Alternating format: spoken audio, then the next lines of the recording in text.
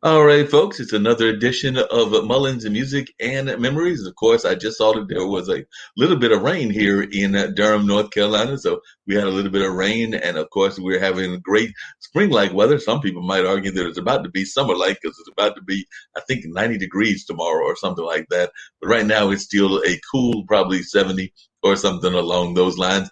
And of course, a lot of folks are still going out, getting those vaccines and doing things along those lines. And of course, people are paying attention to that. And of course, recently over there in Elizabeth City, there was another one of those incidents involving the police and the gentleman that was killed in that incident. His funeral was today. So I do know that some civil rights leaders like Al Sharpton, Ben Crump, who was involved in the case over there in Minnesota, and some others, including some of our local people and statewide people, are down in Elizabeth City. I think that they were attending the funeral, which should be over by now, and all of that. But definitely, that's some of the things that are going on in the world. And of course, people are trying to get back on their feet and on their job journey and all of that. So those are just some of the things that are happening here in our community, and definitely looking forward to some great interviews during the course of this week.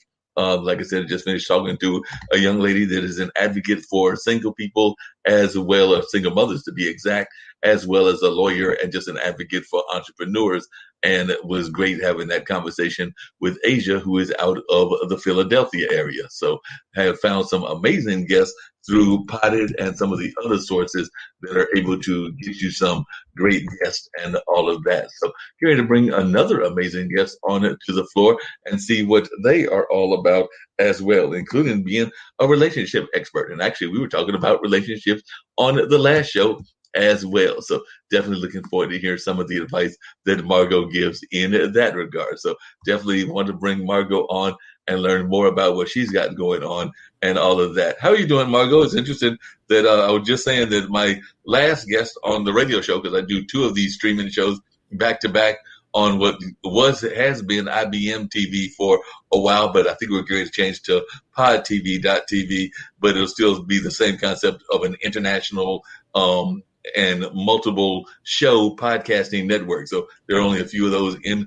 the country and everything. But I had Asia on out of Philadelphia, and she does a lot of work around being a single mother herself, but also an advocate for single mothers, as well as being a lawyer and an advocate for entrepreneurs. So a lot of the early conversation was around relationships, because we were talking about how a lot of times single mothers run into problems in that relationship realm, because sometimes folks, in order to be a single mother, in my mind, you have to be independent. And sometimes guys aren't always prepared for the independence and all of that. So, and sometimes you also have to be very strong.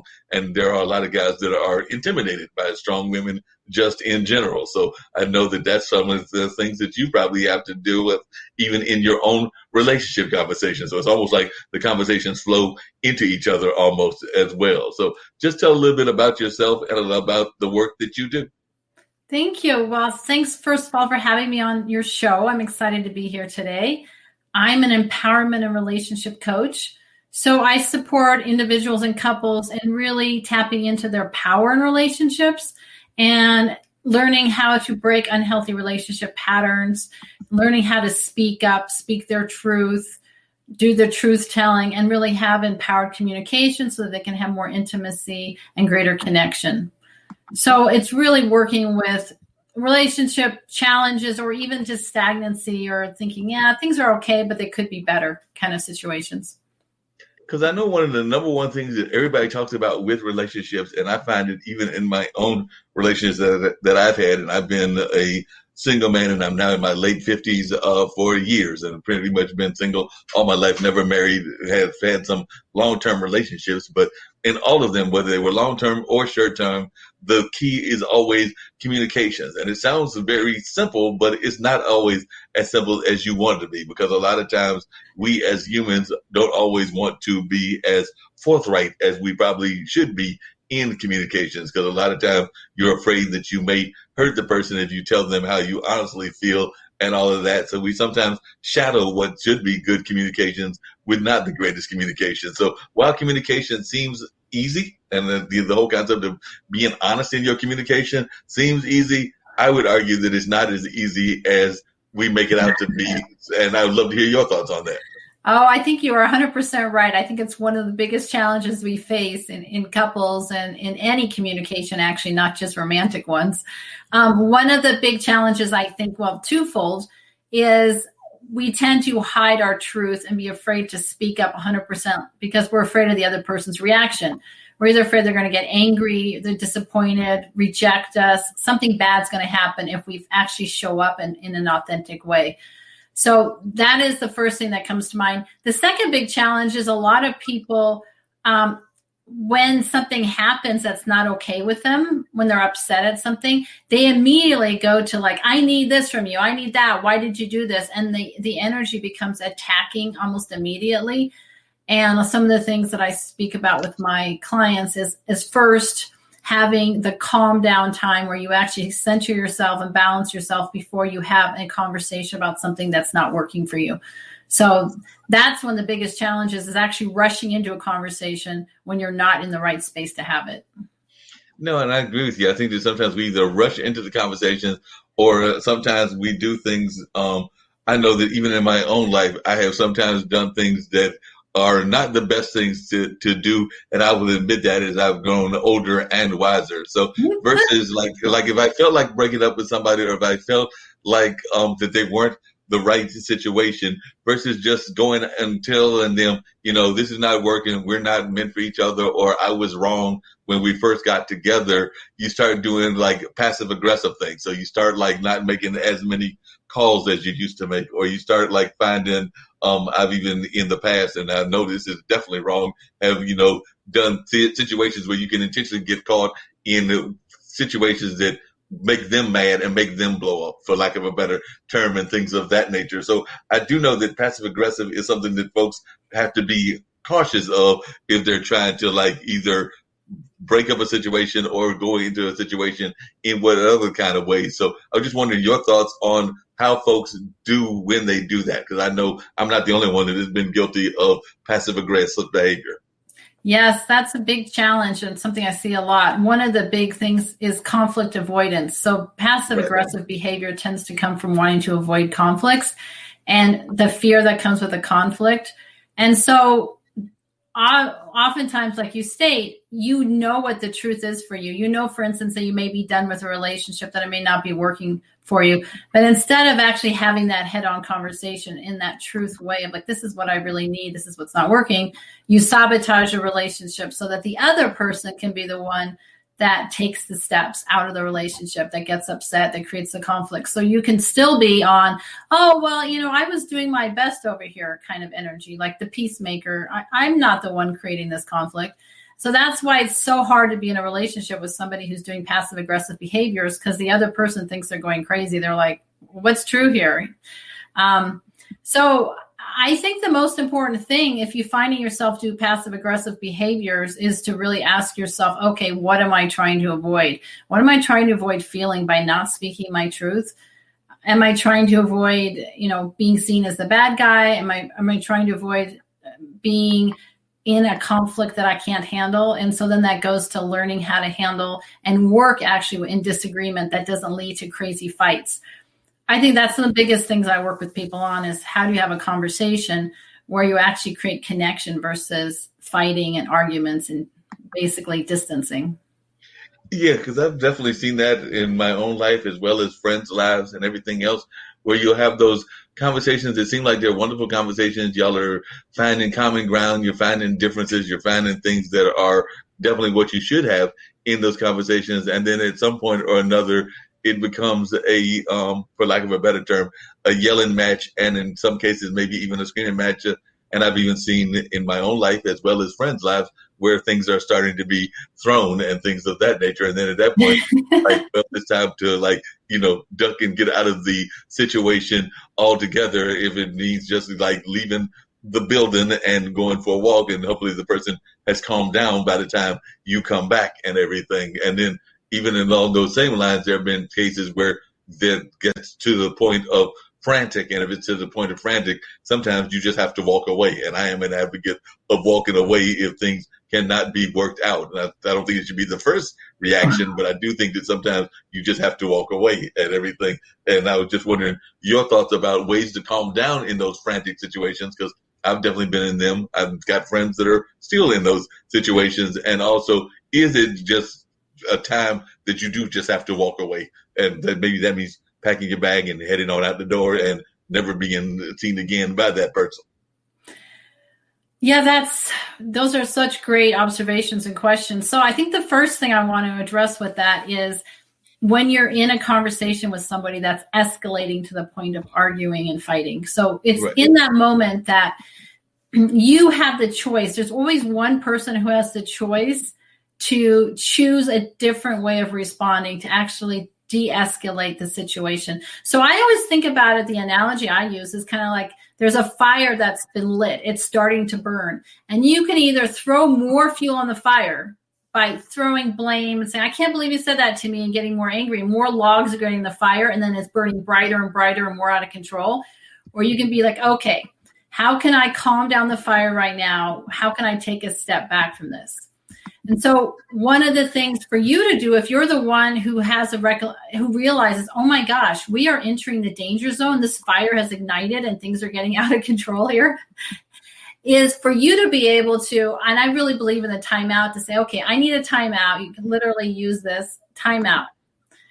And you just say timeout, and you both have set this up in advance, hopefully, or you can, have a conversation. What that means is that both of you are just going to take some deep breaths. Just slow down your energy, take 5 to 10 deep breaths. Because what has happened is that you've become out of the rational mind into the irrational emotional body, and it's going crazy. And if you can take some deep breaths, that actually helps you get more to centered, where you can start having a conversation in a more empowered one.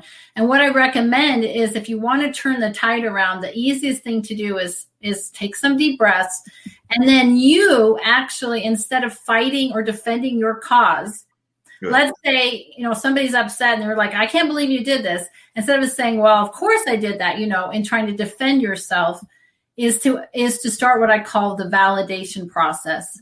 So it's to validate your partner by saying, like, or whoever's across from you, doesn't have to be a partner, anybody really. Right. Wow, I understand how upset you are. I get what's going on with you. Wow, I understand that.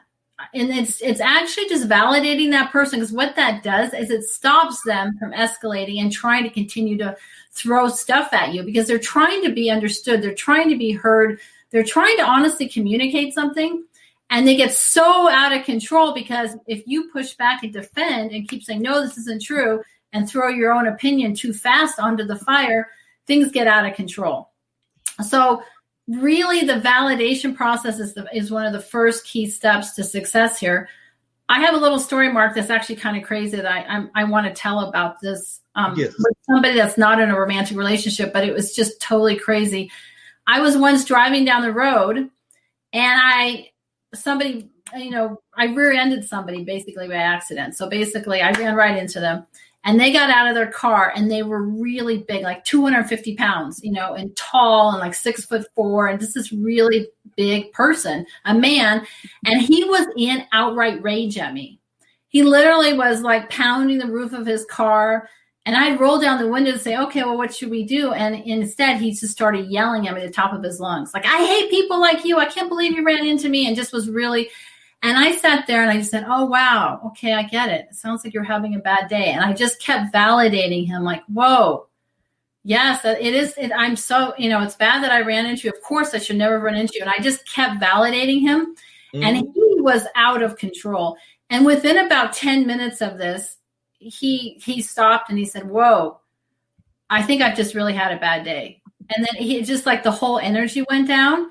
And there was somebody who had stopped, who witnessed this, who was actually sitting, and was another man who was witnessing it. And when he walked away, the first man, he actually looked and said, hey, there's no damage. I'm just going to leave. And he apologized, like, okay, I'm sorry, I was a little out of control, and I got in the car. The second man came up to me and said, I can't believe how well you handled that. I was so scared I didn't know what to do. Wow. He had literally left dents in the top of the roof of my car.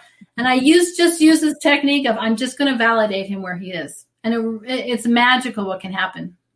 Yeah, that validation. But along those same lines of validation and everything, what do you say to those folks that get into relationships, particularly with folks that have left a bad relationship? Because I do know that, there's that saying of, we always tell folks not to bring the baggage into the next relationship.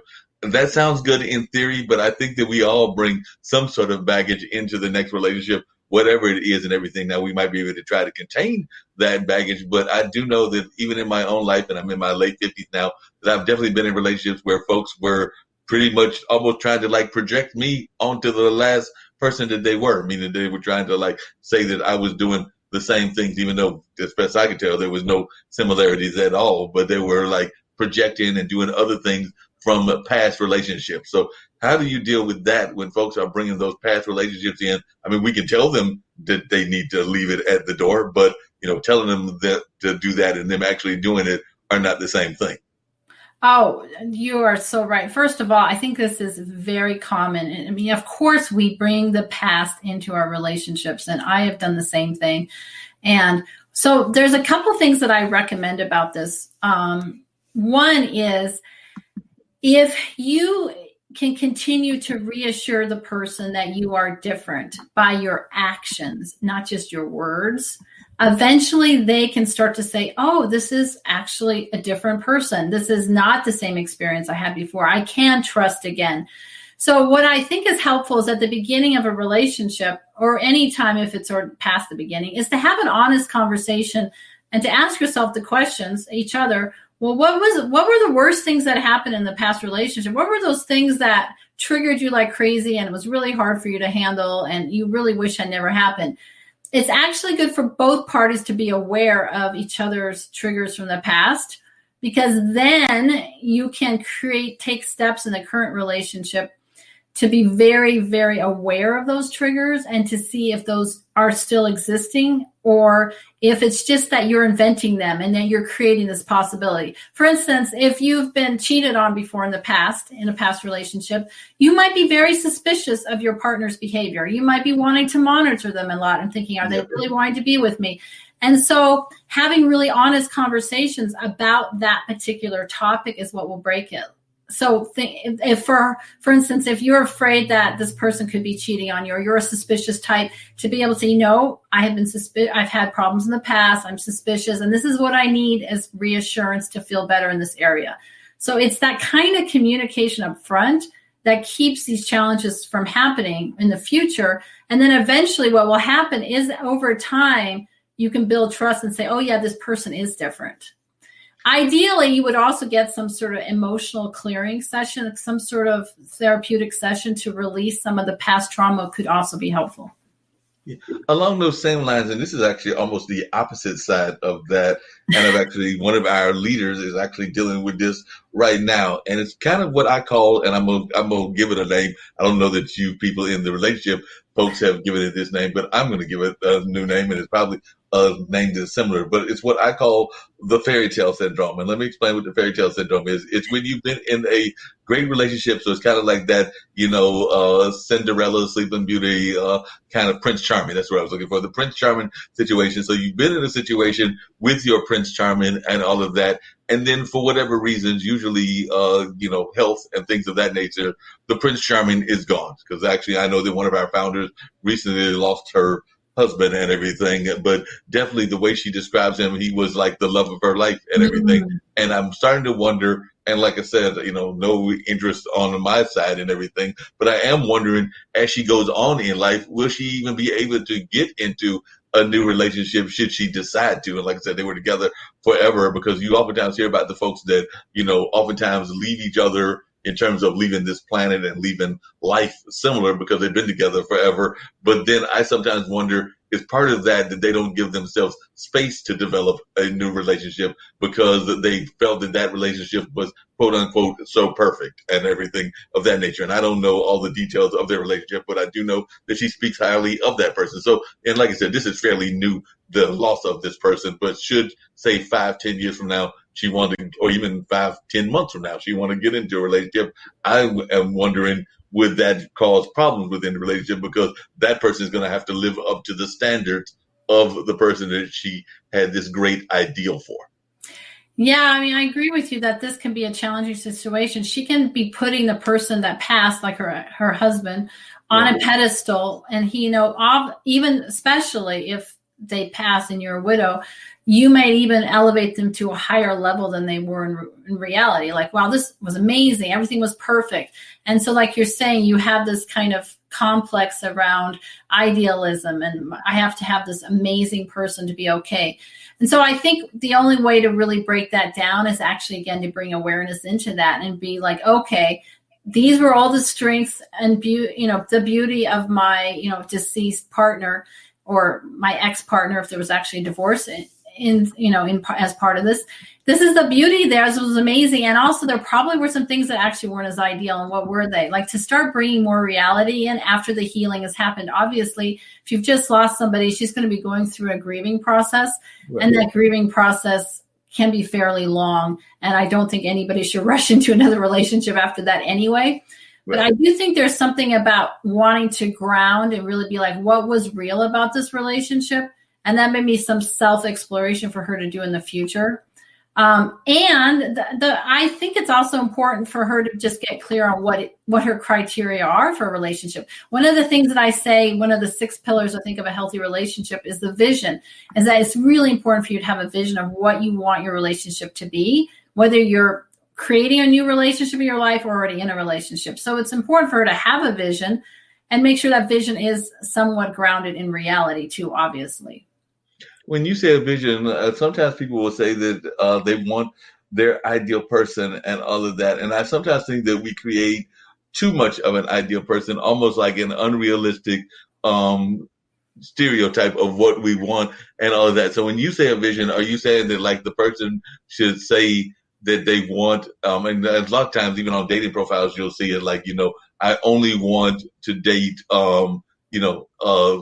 Caucasians, or I only want to date African Americans, and if you don't, and they'll name all these different things and basically say, if you don't fall within this category, don't bother to get in touch with me because you're not falling in whatever this image that I have, this image of what my spouse will look like. Is that the kind of vision that we're talking about, or is that an unhealthy vision? Because I oftentimes think that love comes in all kinds of shapes and colors, and you never know when that Cupid arrow might hit you and everything, and sometimes it may shock you because it may not be the person that you were thinking it was. I remember that as a young man, I definitely would sometimes write off people for simple things. I remember there was a young lady that I thought was incredibly cute and everything, and then as I got to know her, I realized that she had a slight mole on her nose and everything, and that all of a sudden became like a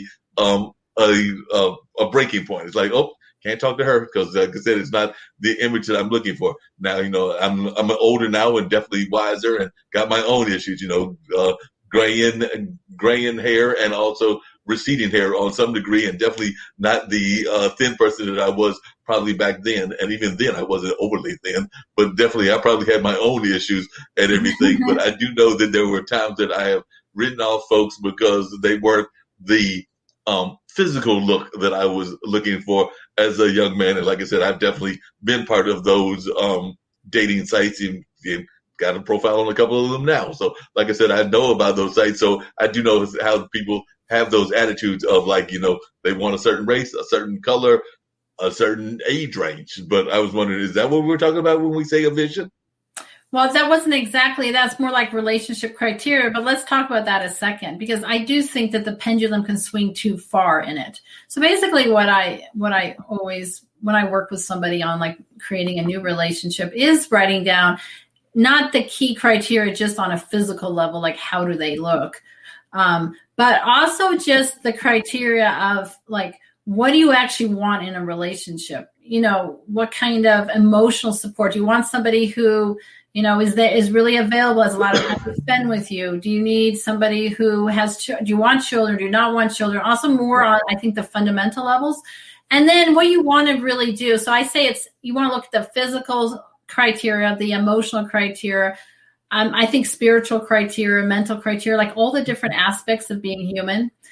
And then you want to look at what are really key and important for you to be happy. Obviously, I think the physical if you're going into like they have to have this color hair or they have to be this tall, that can be very superficial and kind of hold you back possibly from a connection that would be beautiful.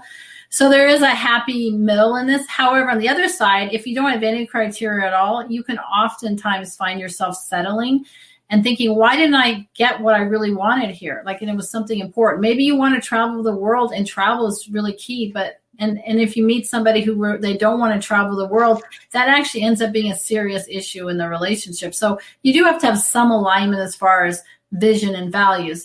What I mean by vision is, what do you want to have as a couple? What kind of life do you want to have? What is it going to look like? You know, what's your day-to-day going to look like? What's your goals for your relationship? How do you want to support each other in growth? It's more like that sort of thing.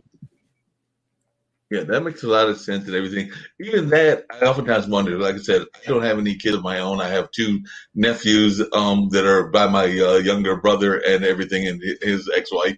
But and then him and his lady friend have what I call the Brady Bunch relationship, because they've got my brother and his two kids, and then her and her two kids. So they do like that whole Brady Bunch mix and all. But one of the things I sometimes wonder about, coming back to the kid aspect, is how important is it to have the conversation in a relationship about kids, in terms of like if you're dating somebody with kids. I've always been of the opinion, and this is kind of like a running joke that I have, is that I will tell folks that, you know, I'm still trying to decide if I like you before we even get into the conversation about whether we're even going to bring the kids into the conversation, because I still got to make a decision, one, whether it was going to be a relationship with you before we start bringing in a family, or in some cases, as I've gotten older, a grand family. Because like I said, at 59, there are some of the folks that I'm talking to in their 40s and 50s that definitely have it. So definitely, what is your thoughts about the nature of kids within the relationship? And I'm going to get to a really interesting topic with the nature of societal groups. I'll put it that way, and I'll name one in particular after you talk about the children. Yeah, so I think as far as the children go, because they impact the relationship to such a large degree. For instance, obviously, women over a certain age, it's hard to have children. For instance, it's you know, the fertility issue comes into play. And if you're a man who wants to have children and you are not able to, I mean, a woman isn't able to because she's maybe in menopause or not, doesn't have the fertility ability. So I think that that's such a key component, that at least to be in alignment on what you want with kids, it's different than going off and meeting the kids right away, right? Or having that kind of level of interaction. Because I do think it's important to first determine if you're a good match before you bring the kids into the relationship. But I believe that criteria on kids, whether you want kids, how old the kids, if you're, for instance, dating and you're 40 or 50 and whoever you're dating might already have children. Are you okay with young kids and starting like a whole family thing over again if you already have adult children? Or, you know, or would you prefer to have teenagers? Or are you just like, hey, I did the kid thing, I'm ready now to have a life without children? That is so key, I think, to the just to the vision of the couple and how your day-to-day life is, that the alignment is pretty important. And I think that we spend a lot of time dating and trying to figure out if there's chemistry without looking at just the foundation of, is there really a core alignment here? Does that make sense? Of course, you have to have chemistry, but if you have a real difference of opinion about children or where you want to live or something fundamental, it creates a lot of havoc. No, I definitely agree that it creates all kinds of crazy havoc and all of that. Now, the thing that I was going to talk about in terms of social institutions and everything is that a lot of times, particularly in the South, there's a lot of Christian churches, but not just Christian churches. I would argue it probably even exists in the Muslim faith and the Jewish faith, and even Buddhist and Hindu. Actually, I know it exists in some of those Eastern faiths and everything, because a lot of times those are arranged marriages and arranged relationships. But definitely in the Christian community, sometimes you will date folks that are very religious, and then they will try to bring you into their church family. And in bringing you into the church family, then the church family tries to play a role in the relationship as well. Because I know a couple of times that I've gone into relationships with people that were very much religious, very much into their church. And as soon as you stepped into the church grounds, you know, they were ready to marry you off right then and there and ready to have you involved in the whole marriage situation. And once again, it was one of them cases of, I'm like going like, I know that you claim you're a prophet. I know that you claim that you can do this and everything, but I still got to figure out whether I like this person before we even get into whether I'm going to start coming to your church and being involved in your church. But you do have a lot of those church folks that are trying to engage you, and sometimes it's for their own selfish reasons because they might want you to be involved in their churches. They definitely want you to give financial support to the church, but they may also have like some visions of what they want you to do within the church. But I know that's happened to me at least a few times. So what are your thoughts about how to handle spirituality and religion in relationships as well? That's where that whole conversation was going. I mean, I think this is one of the keys to a happy, healthy relationship is an alignment on your spirituality, and alignment with your religious beliefs, your faith, because that's so key to happiness. And if you're not in alignment, if you don't have the same sort of belief systems on that front, I think it's really can be challenging. And if you're open to your partner's belief, or you're not quite sure because you haven't had a lot of experience with that particular church or affiliation or group, then I think it's also important right up front to say, hey, I'm open and I need some time to explore this, and I don't want to rush in. Like, again, it's all about communicating exactly where you are with this sort of clarity. But one of the things that I did when I was dating online, it was almost right away, was get clear about whether or not our spiritual religious beliefs were in alignment. It was one of my top criteria. So I believe strongly in really having those conversations in the first couple of dates. No, and that makes a lot of sense. I've actually been surprised by some folks that were of different religious beliefs, but actually seemed to work well as a couple. And I think part of that is because they communicated their differences early. I know that I've got a friend of mine that is, she just recently lost her mother, who was in her early hundreds, like 103, 104. Wow.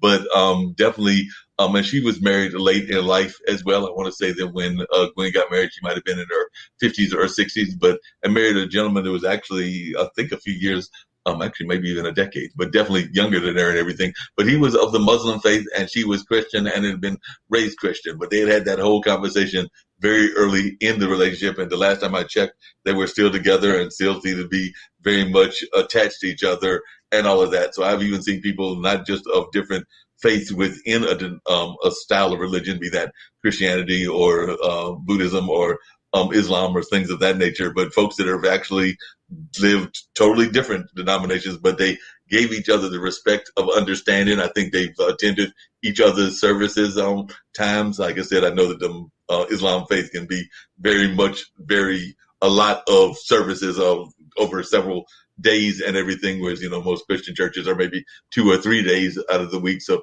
there might have been more meetings on his side than on hers, is what I'm trying to say. But they still respect it. And I want to say they've attended each other's services at least a few times. So it seems to me that it is possible, even for folks of different faiths, to get along, just like it's possible for folks of different races and different other styles to get along as well. So would you agree with that? Oh, 100%. Of course, you can be happy in a relationship with somebody of different faiths and different spirituality. As specifically, if you have conversations where you can find the similarities between your faiths, or where you can relax into it and really see the value and beauty of the other faith. If that's something that you're open to and feels good, then I think both parties, it can really work. And again, this is such an individual thing, because the level of importance in your faith and how that particularly shows up in your life can be it really differs individual to individual, right? So I just think that, again, it goes back to this thing about conversation. Have these conversations up front and be really clear about what your faith means to you and how it shows up, what your values are, and so forth in it. And then if you have that with your partner, you can also then get the sense of like, oh yeah, this makes sense to me. I can be open to this. Or, just check out how you feel about it yourself, because it's really an individual thing, in my opinion. No, but it's good to have those conversations. Yeah. And speaking of conversations, a lot of times, even conversations around sexuality can also be something that has to be had as well. Because I know that we've all heard the stories of the gentlemen and the women that are living one lifestyle, but maybe telling folks that they're living another lifestyle. That whole conversation about the gentlemen and the women that are living, I think the expression is down low and things of that nature and everything. But then you've also had on the opposite side of that, folks that are very open about what they're doing. Because I do have friends I know one friend that is here in North Carolina that is in a polygamous relationship and has got their two partners, but they definitely told both of the partners from jump that what was going on in their relationship, their thoughts on polygamy and all of that. So they were living that style of lifestyle. And I also have some friends that are swingers and definitely let their partners know at the beginning of the relationship that this is what I'm about. I'm about being involved in this kind of lifestyle. So I think that kind of conversations need to be had, and the polygamous and the swingers that I have known seem to have been more open about it, and that's a good thing, because I think that otherwise you wind up getting caught in traps where folks don't know what they're getting into because you haven't told them, like the Down Low brothers and the Down Low sisters. So I just wanted your thoughts about that and how you encourage people to be truthful about whatever they're doing on their sexual front as well. Oh, 100%. So your whole the sexual aspect, your sexuality is definitely one of the places to also have criteria. Like, what do I want as far as that in my partnership? Do I want a monogamous relationship, a polyamory relationship? Am I open to polygamy? What am I open to? Open relationships, whatever it is.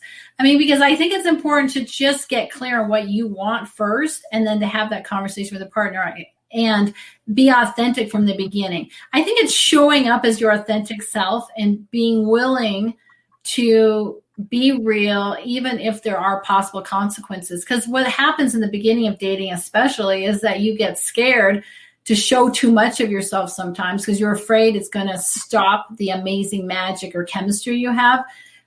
I would recommend that's the time. It's the first few dates to get real about what you are wanting in a relationship, who you are from a sexual perspective, on all fronts, because that's the only way you're going to end up having a really good match.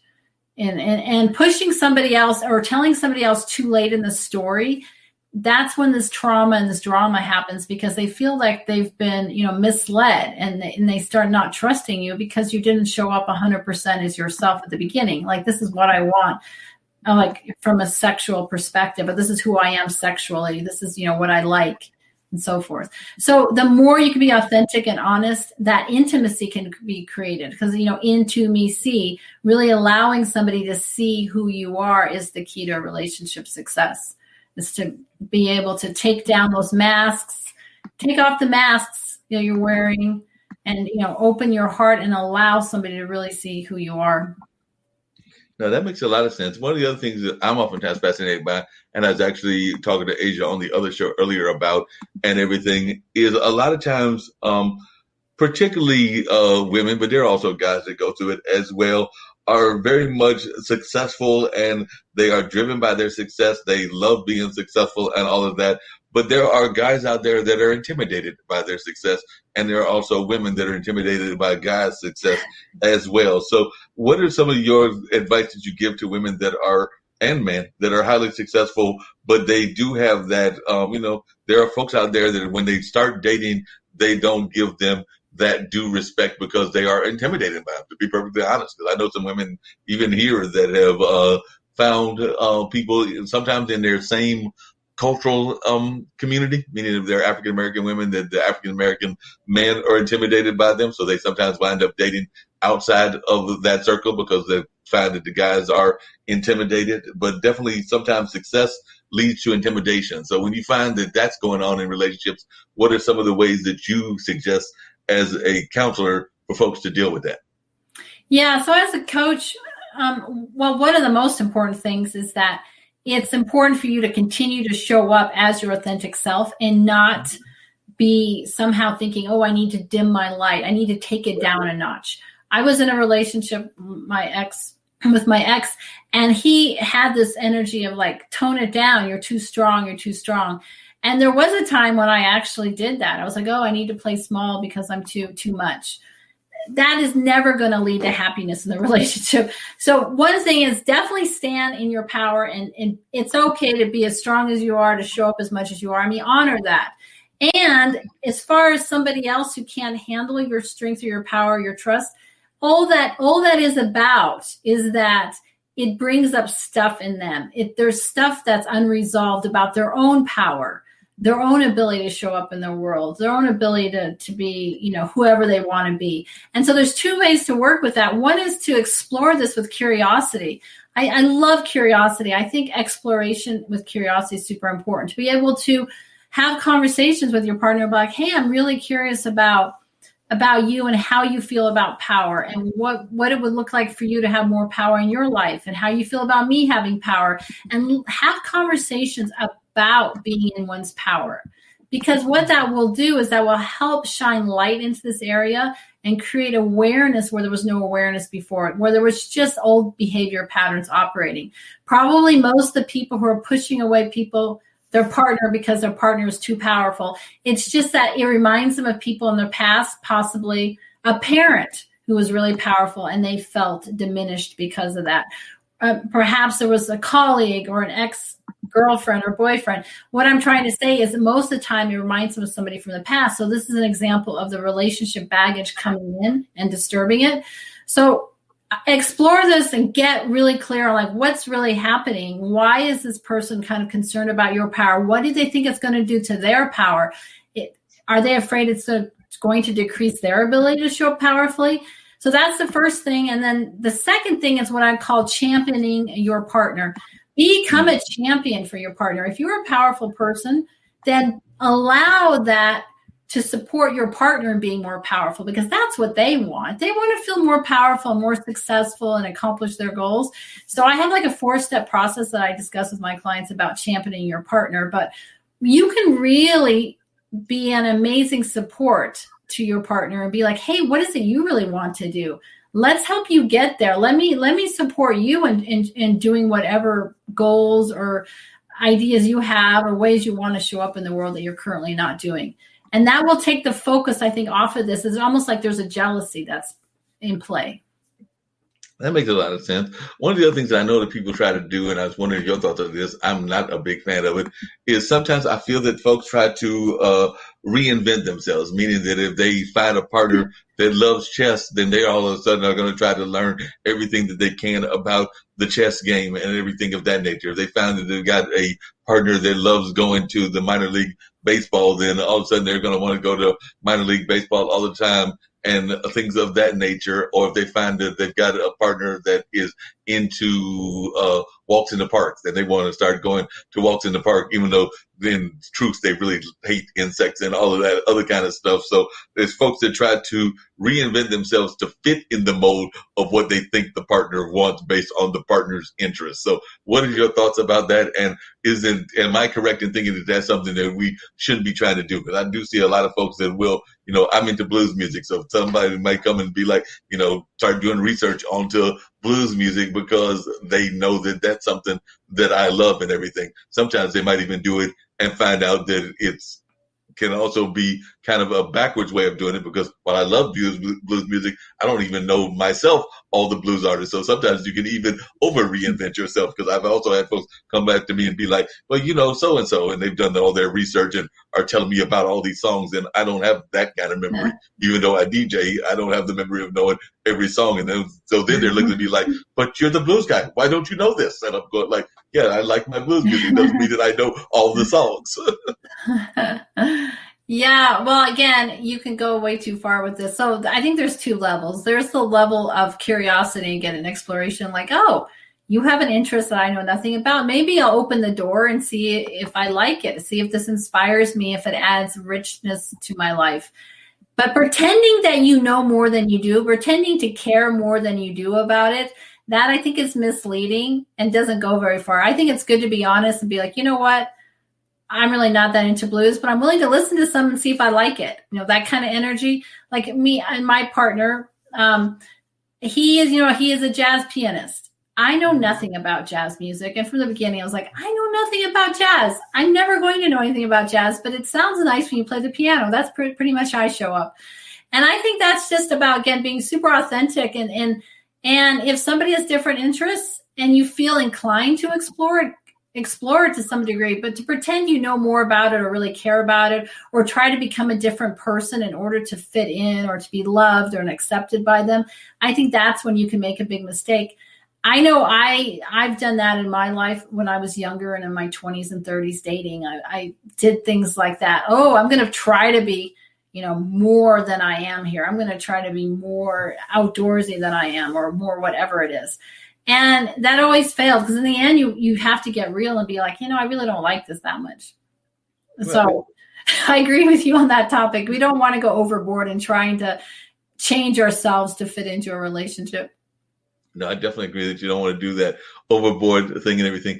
Now, in addition to the whole communication thing, and I do agree, and we've definitely explored that so far, and we'll explore it more. But definitely, in addition to communication, another thing that people always talk about in relationships is the importance of humor, the importance of comedy, and the importance of definitely having a sense of humor, both about the relationships and just about life in general. So how important in your mind is it to add that aspect of a sense of humor, and also along those same lines, how important is it to have a sense of adventure? Because I do know that sometimes folks will try to talk about adventure and having that sense of adventure in the relationship, not so much wanting to go hike Mount Kilimanjaro, but just a sense of adventure within the relationship itself. So how important do you think it is, one, to have a sense of humor, and two, to have a sense of adventure just in life?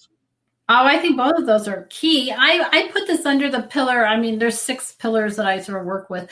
I put it under what I call the play pillar of play.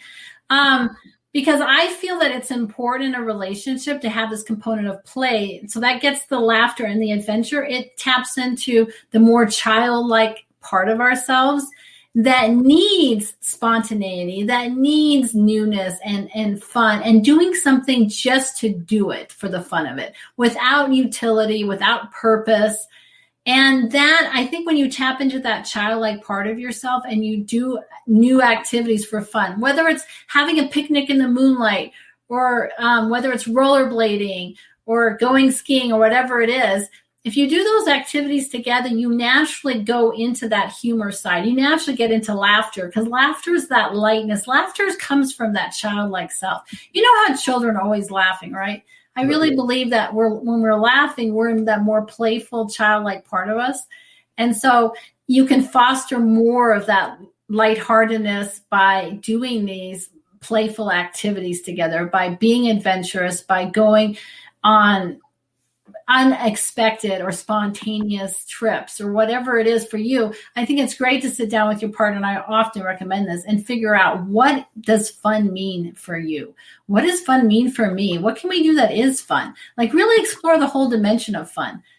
Because as humans, especially as adult humans, the older we get, we tend to get more serious about life, take things more seriously. And it's so important to add back in fun, whether it's dancing. I mean, for me, dancing, I love to dance, and it really brings out that joyful, childlike self. And because I think you're super present when you're fun, and when you're having fun, you're like in the present moment, really experiencing life. And when couples can do that together, it brings them back just to the pure joy of being, versus all these have-to-dos, these agendas we have in our lives. Now, you hear sometimes people say in relationships, there are certain topics that you should not talk about. I actually disagree, but part of that is I consider myself to be an activist. So part of my activism means that one of those topics is going to wind up getting talked about to some degree or another. But what do you say to those folks that tell you that you should not have conversations around religion, politics, and sometimes people will throw in sex, but definitely religion and politics into the conversation, and some people might even throw sports into it, because those are hot button topics and hot button issues and all of that. So what do you say to those folks that tell you that you shouldn't bring up hot button topics within the relationships? I agree with you that I think it's important to bring up whatever topic is near and dear to your heart, no matter what that topic is. Like, whether it's politics, whether it's whatever it is, sports, religion.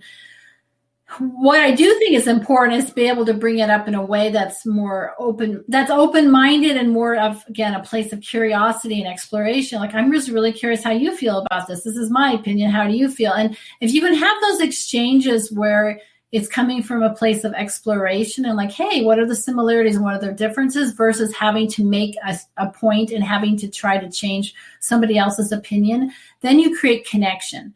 I think you create disconnection, distance, when it feels like you're having the conversation to try to convert somebody over to your side of thinking. And that's when I think that's why some people say don't have the conversation, because they're afraid it will create disconnection. Yeah, they're afraid that it's going to create disconnection, or they're afraid that they'll find out that they don't get along with the person because they don't have the same belief systems in those regards. Because there are some things that folks are diehard believers in, whether that's the death penalty, whether that's certain people's views on abortion, whether that's certain people's views around whether the police have too much force or not enough force, or things along those lines. So I think that there's also that push where folks are afraid that it might be a pressing point and all of that. Like, I can give an example. I've got a very good friend, dated on several occasions and everything. And it definitely, I am a big fan of AOC just because I like her spunkiness and her attitude and all of that. But they feel that they have not earned enough into the political landscape. So they feel that they have not done enough, earned their stripes, because they used to work in the political field. So we just respectively agree to disagree, because like I said, I'm a fan of Alexandria Ocasio-Cortez and they definitely are not. So like I said, we just kind of respect the fact that we will not agree on that, at least not now. That's what I was just going exact the same place. Is if you can just respect the fact that you're going to disagree, then it's fine. I really do believe, though, it's important in our society to be real about our opinions in a way that fosters connection and that fosters communication and conversations of curiosity. Like, why do you believe differently than I believe? Because I just really want to know. I personally feel that a lot of people are sometimes just too blunt with their opinions and not wanting to listen to other people. And that's what's creating conflict. So I think it's important to say, hey, can I have just a conversation to find out where somebody else is on this topic? And if you're in dating, have those conversations early again. If something's super important to you and you're an activist in a certain area and you really are trying to make a change in the world in a certain way, whether it's, whether it's environmental change, right, then make sure you have that conversation right up front, because that's something that's near and dear to your heart. And if there's a big difference, it may be a red flag for you. It may be some thing that you can't actually get past, which is very different than having a conversation about something where it's okay to disagree. You're like, okay, it's fine if my partner doesn't exactly agree on that topic. So I think that there's points and criteria that are super important to be in alignment with, depending on who you are, and other ones that you're like, yeah, I'm okay with that. That's my opinion on it. And we all have differences. And so you're not going to find somebody who's exactly identical to you. I mean, and that's good. It would be really boring, right? Yeah, that would be very boring if they were all identical to everybody and everything. But the other thing is that, and I oftentimes find this fascinating as well, is that sometimes you'll have folks, because I've got friends that have some very interesting viewpoints about life, including some interesting viewpoints about, maybe things as far as like alien lifestyles and intergalactic kind of travels and things of that nature. And I sometimes wonder if folks come even from what some folks may call extreme views, do you just kind of like dismiss their views? Or if you're dating them, do you just kind of like, as you were just saying, hear why they have the views that they have, even if you don't necessarily 100% understand where they're coming from, or might not even be able to totally fathom where they're coming from? But or how do you handle those kind of situations? Because you do have some folks that have some unique viewpoints about life and things about their own lives and their own upbringings and just their viewpoints of the entire universe that we live in. Yeah, that's for sure. And it's great that people have different viewpoints, and because nobody really knows the truth about everything or anything really. So I think it has to do again with getting curious and exploring it, and then determining how you feel about this. How do you feel about the other person believing in this? And if it's something like, it's okay if they believe that, that's fine. But if it's something where you feel that they're really, obsessed about it, and it's going to really impact your life together, they're an activist for this particular cause or this belief or something that's really kind of extreme, then that may be something that you can't have in your relationship. It might not work for you personally. There's nothing wrong with it. Again, it just may not work for you. So again, I think it's all about what I call sorting versus settling. Just, this is what I, teach a lot of my clients or talk about when they're dating, is how do you sort through partners potential partners when you're going on dating, like, hey, how well do we fit? How's the match? How's the criteria? And how do I feel in their presence? How do I feel emotionally, physically, mentally, spiritually, sexually? How do I feel versus, so you're sorting versus like settling for somebody who comes along where you have some good things happening, but you haven't really explored some other realms that may be important. It's interesting that you bring up that concept of sorting versus settling. I also want to get to your book, but before we get to that, sorting versus settling, because I sometimes feel, even in my own life, that I have settled in relationships, meaning that I have not gone after the women in my life that I thought could have been the ones that would be great romantic partners because of fear of rejection, fear of them saying no, fear of a number of reasons and everything.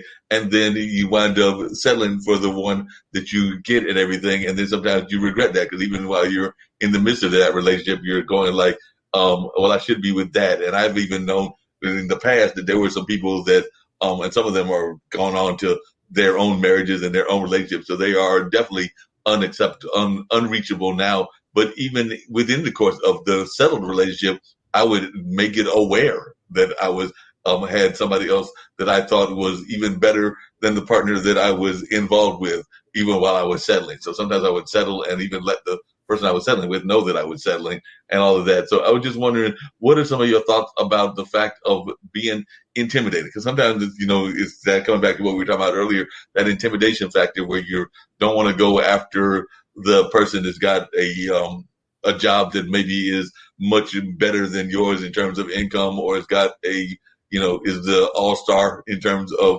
looks and all of that and things of that nature. And you just are feeling that you can't live up to their expectation even before you get a chance to go into it. It even comes back to like the business conversation, because I've had conversations with business friends of mine where we talk about in the business world, getting fired before you even go for the job, meaning that there's a job availability and you fire yourself by not applying for the job.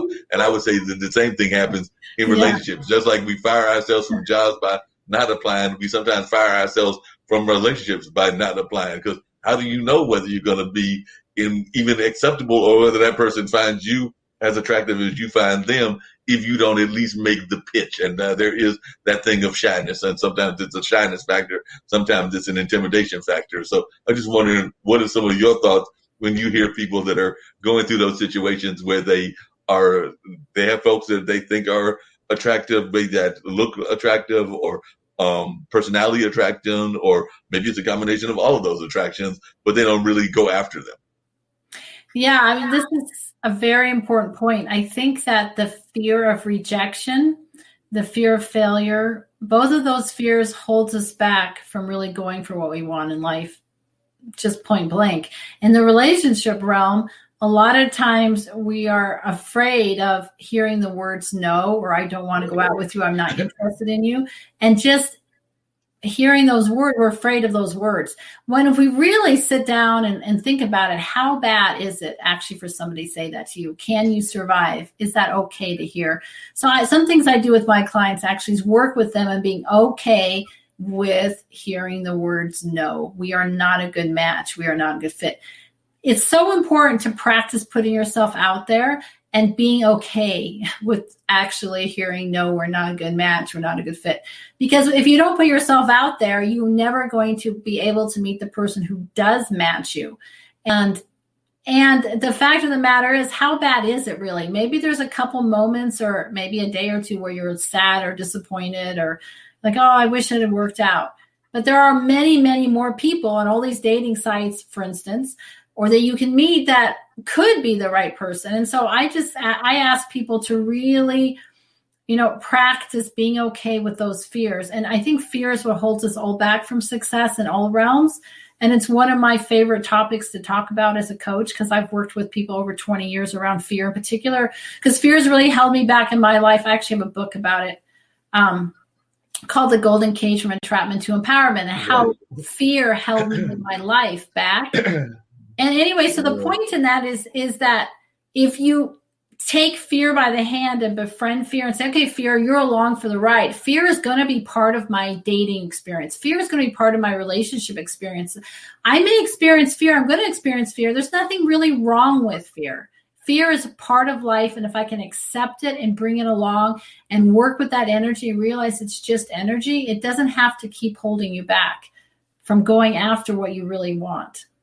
No, that makes a lot of sense. I know one of the other things that folks oftentimes get tired of. I know I've been tired of it in my life and everything, but I was wondering, when you talk to your coaches and everything, how do you deal with the folks that fall into what I call the friend box? Meaning that they get those friends that love them as a friend, love them as a person, and love them as a individual, but don't necessarily want to get involved with them romantically, so they automatically put them in the friend box for whatever reasons. And some of that may be their own fears, their own drawbacks, their own whatever. So I don't know the various reasons that people get put in that friend box, but I know I've been placed in it a couple of times. So what are your thoughts about the friend box? Because it is a term that I didn't make up, but definitely, and folks getting placed in that friend box and how to cope with it. Oh, excellent question. Definitely, this is a very challenging area of relationships. And I've also been placed in that box. In fact, I had a conversation with somebody that I really wanted to date. And I went to him and I said, hey, we've been friends for a long time, but I really find you attractive and I want to date you. And that was one of the scariest things I've ever done in my life. I'm going to tell you, I was petrified and I felt really uncomfortable. And his response was, you know what, Margot, I think you're beautiful. I think there's all these qualities, but you remind me too much of my mother. And that's why I can't date you. But at least I then knew where we stood. I knew why we had never gone past friendship into dating. And so again, what I really recommend, and this is not original at all, but is to actually get the courage up and have a conversation if you really are attracted to somebody that you're friends with, and say, hey, I value you as a friend and I just want to have this conversation, not to make you uncomfortable, but I want to be truthful that I feel there's a little bit more for me here than friendship. I'm curious about whether we could have more than friendship, whether there could be a romantic connection. How do you feel?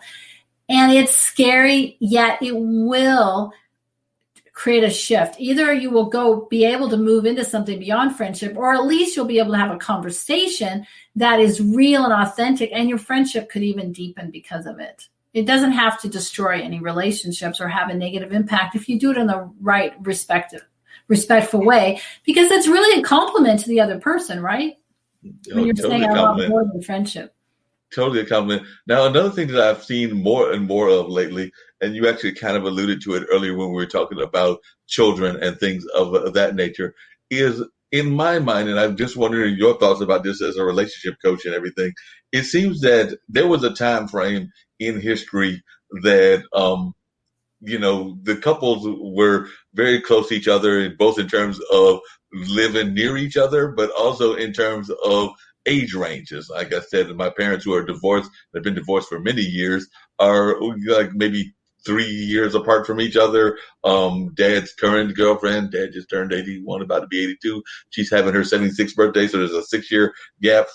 Fairly not that big of a gap and everything. And definitely, but as society has grown, as we've gone into the 21st century, now in the year 2021, and definitely as young people seem to have a different attitude altogether, the age differences don't seem to really bother young people as much. But I'm seeing some folks in their 30s and 40s that are at least open to the possibilities of talking to folks in their, I'd even argue 50s and 60s, but definitely within a 10 to 15 year range. And so I'm just wondering, is that a misnomer on my part, wishful thinking on my part, or am I seeing more of that? Because even on the dating sites, I'm seeing folks that are open to being open to different styles of relationships, including age differences. But I was just wondering your thoughts.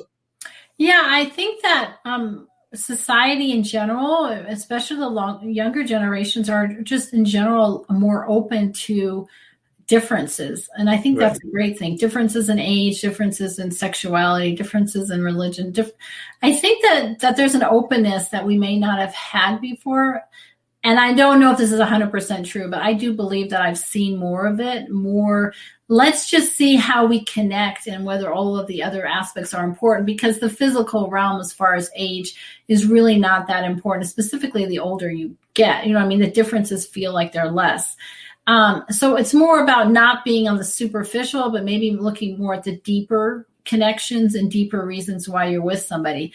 There's honestly, when you're in a relationship where you really feel met on all these different levels. When you feel met emotionally, when you feel met spiritually and sexually and even mentally met, then I don't think it really matters some of the external factors as much. It's really that meeting. And that's what I really spent most of my lifetime looking for before I found my beloved, now my partner, my soulmate, that I'm just like, I feel met like on all these levels. Whereas in many of the relationships, there was always one factor that was missing. Something was missing that I didn't feel met on. No, that makes a lot of sense. And actually, I'm glad you brought up beloved and soulmates and all of that, because I did have a question related to something that one of my play relatives, and this is actually a play nephew, it talks about all the time, because he's actually feeling that he's met his, and he's a very young man. I think that the guy that works at the convenience store is in his 25 age range. But before I get to his story, I was going to ask about long distance, because a lot of times that's another thing that goes on in society, particularly now with COVID and people being even more separated and everything. But how do you think that that's even feasible? Because I've sometimes wondered about that. But then I've seen folks that have been very successful in long distance relationships. Like I know one friend of mine that I think their partner was living in New York when they were like in the Carolinas. And then I've known people that have had long distance relationships that have been from the West Coast to the East Coast. But those do seem difficult because, you do want to have some physical connection with the person, and definitely phone calls and even phone relationships can only go but so far. So I'm just wondering, in your mind, is long distance relationships even feasible, or is that something that you need to be leaving to the fairy tales? I think the variety is the spice of life. I think that as our society, we are growing more and more into what really works for me. And there are so many different kinds of relationships out there. There's so many different aspects and ways of operating a relationship, ways of living or together or far apart. And I think it really comes down to the couple. What's important is I think you can have a long distance relationship if both members of the couplehood feel good about having a long distance relationship. If there is enough connection and they don't need a lot of physical time together. If that, I would say, is on the unusual side, though, of the spectrum, right?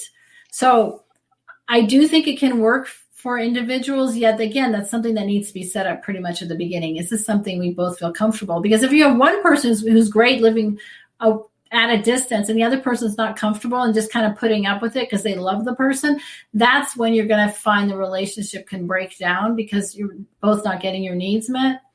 So it's really, I think, an individual choice. Of course, it's more, I think, typical and a little bit easier to live closer together because that physical connection is so important.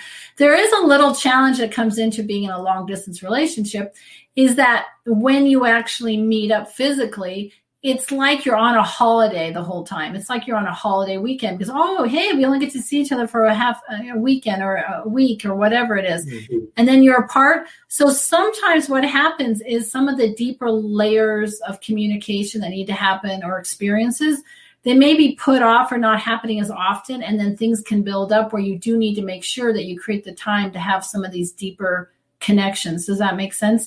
Versus keeping things too, hey, we're on a fun vacation trip together. If you're like meeting in different locations, that's what I found can be challenging for people in that situation. Yeah, that can be very challenging. Another thing that I know a lot of people have been thinking about within that relationship space, and it even became a term and everything, was everybody wants their space and everybody needs space. And I do agree that space is very important, whether you're living in the same house or whether you're living in separate houses. Like I said, my dad and his lady love, and they've been together, I think, for close to 20 years and everything. They live totally in separate houses, but they love spending time to each other. And definitely the same right now with my brother and his lady love. But even then, I have friends that have, they live in the same house and they have their designated rooms that is their space, even within the house and everything. I forget the term. I think it was called the man's room or something like that. But they would have their space that is their space. So even in your own situation and just in life in general, how important do you think it is for the relationship and the couples to have their space, their circle of friends, their designated areas that are theirs as well, and it isn't just a space for the relationship? Yeah, I think that space is really important Obviously, space for yourself, space for your partner, and space for the relationship to flourish. So there's really 3 aspects. But one of, I think, the challenge is, again, it's the spectrum of space. Everybody's need for space is so different. Some people need a lot less space. I'm someone who needs a lot less space. I don't need a huge amount of space in a relationship. Some people need quite a bit of space. So if you put somebody who doesn't need a lot of space with somebody who needs a ton of space, then that difference can lead to a huge amount of issues. So when my ex-husband and I, we were really different. We were on the opposite side of the spectrum. And that actually created quite a bit of fights. I was constantly trying to get him to do more with me or spend more time with me than he actually felt like he needed to, naturally. So that's one of the areas where I would put back on the criteria list, like how much space do you need and how much space is important to you? And then have that conversation kind of up front, like really kind of get clear, like, yeah, I need alone time every day, or I want to have my own activities. I want to hang out with my own people that are completely separate, my own friendships. I need to hang out with my guys. I need to hang out with my girls. Whatever that is, really get clear on your need for space right up front. And so, like, my mother, for instance, and her partner, they live in different houses and they have for 20 some years and they're happy. And so I respect everybody has just different needs for space. I prefer to live with my partner. That's just who I am. And, but being able to acknowledge what you need is the key, instead of just feeling like you have to settle for what your partner wants. And if it is different, figure out how you can meet more in the middle. Like, okay, how can we create enough connection for you to feel like, oh yeah, this is enough connection? And how can we create enough space for me to feel autonomy, to feel the space for creativity, or whatever it is that person is needing?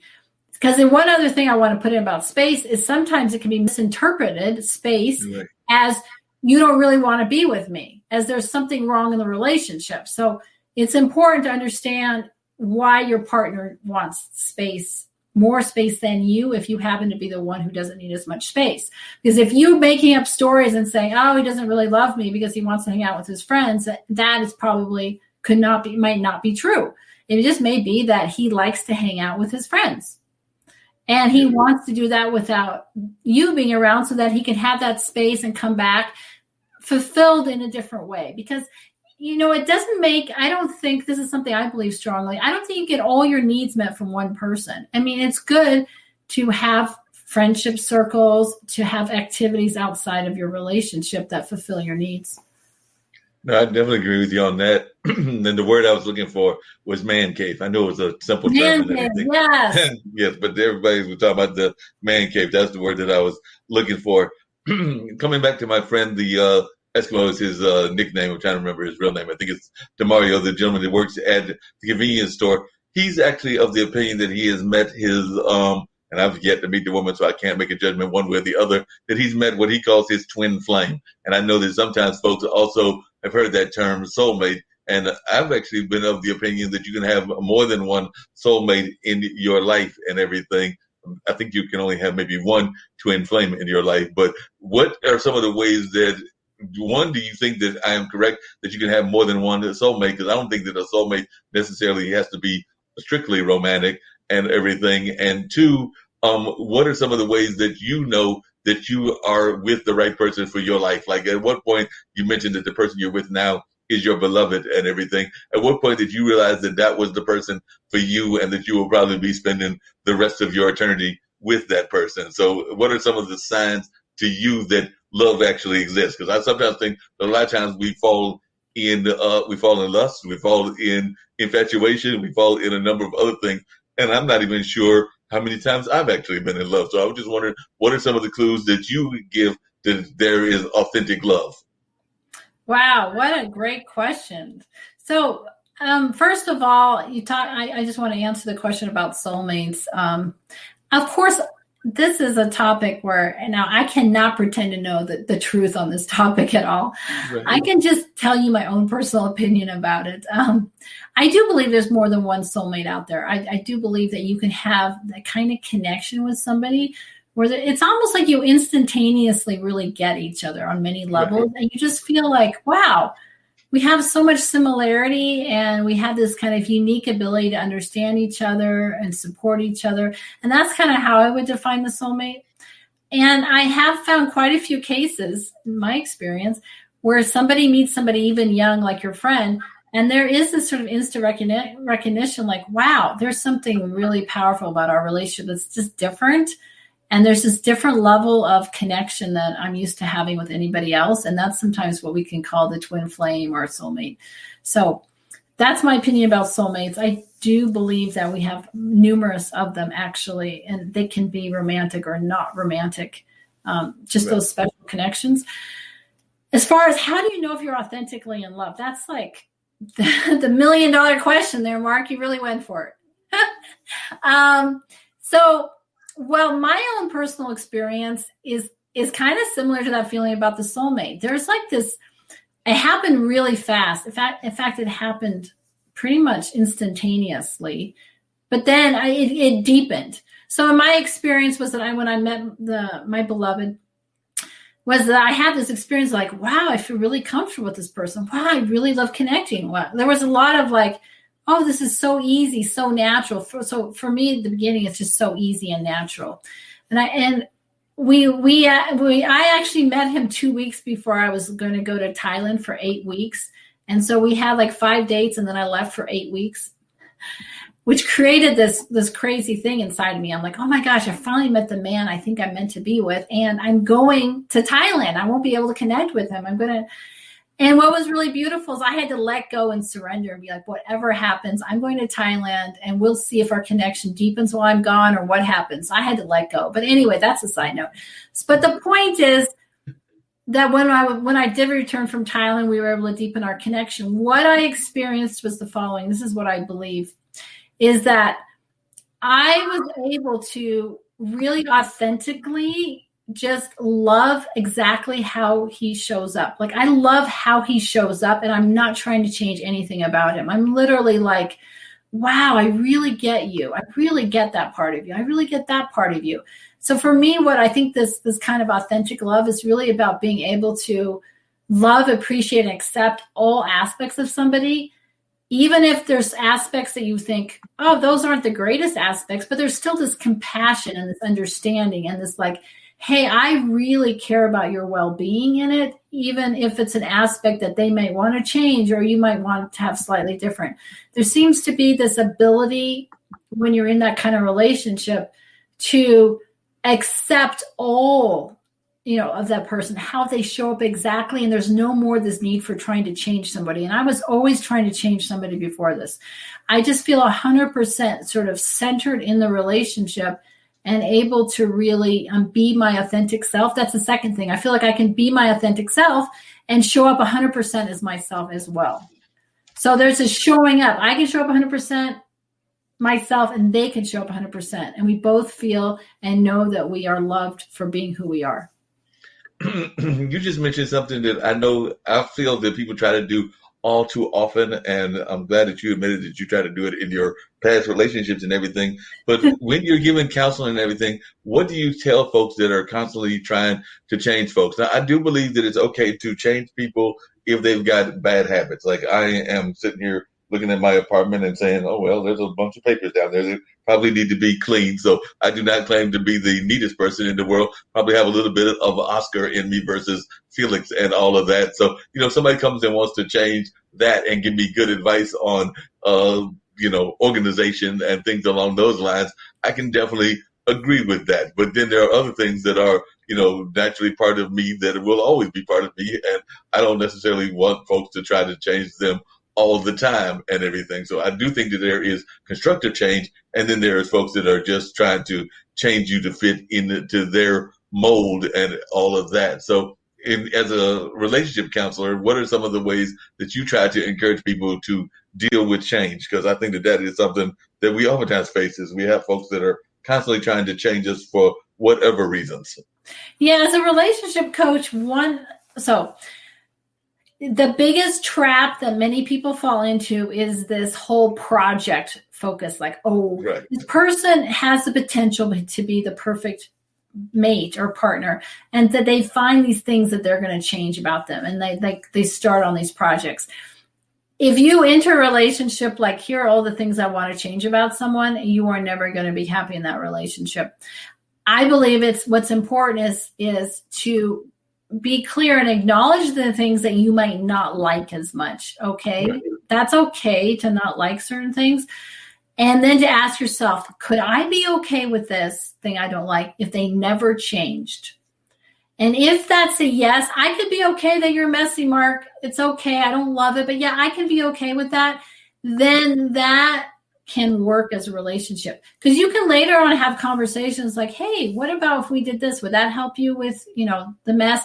Gentle sort of suggestions or ideas or brainstorming, or, opening up, especially finding out, does your partner want to make a change in that area? But for you to try to change your partner when your partner does not want to make any changes in that area is going to lead to relationship challenges and issues. Unfortunately, I spent at least 2 or 3 of my long-term relationships, unfortunately, trying to change my partner. I had an example. One of them, he was a workaholic, and I kept trying to get him not to work as much. Like, hey, you need to stop working at 6 o'clock. And that trying to change him, I think, ruined the relationship. I was not okay from the beginning, probably with the amount of time that he wanted to devote to work. And that was something that I needed to just come out and say, you know what, I'm really not okay with this, versus trying to create a big project and thinking, oh, of course I'll get him to change.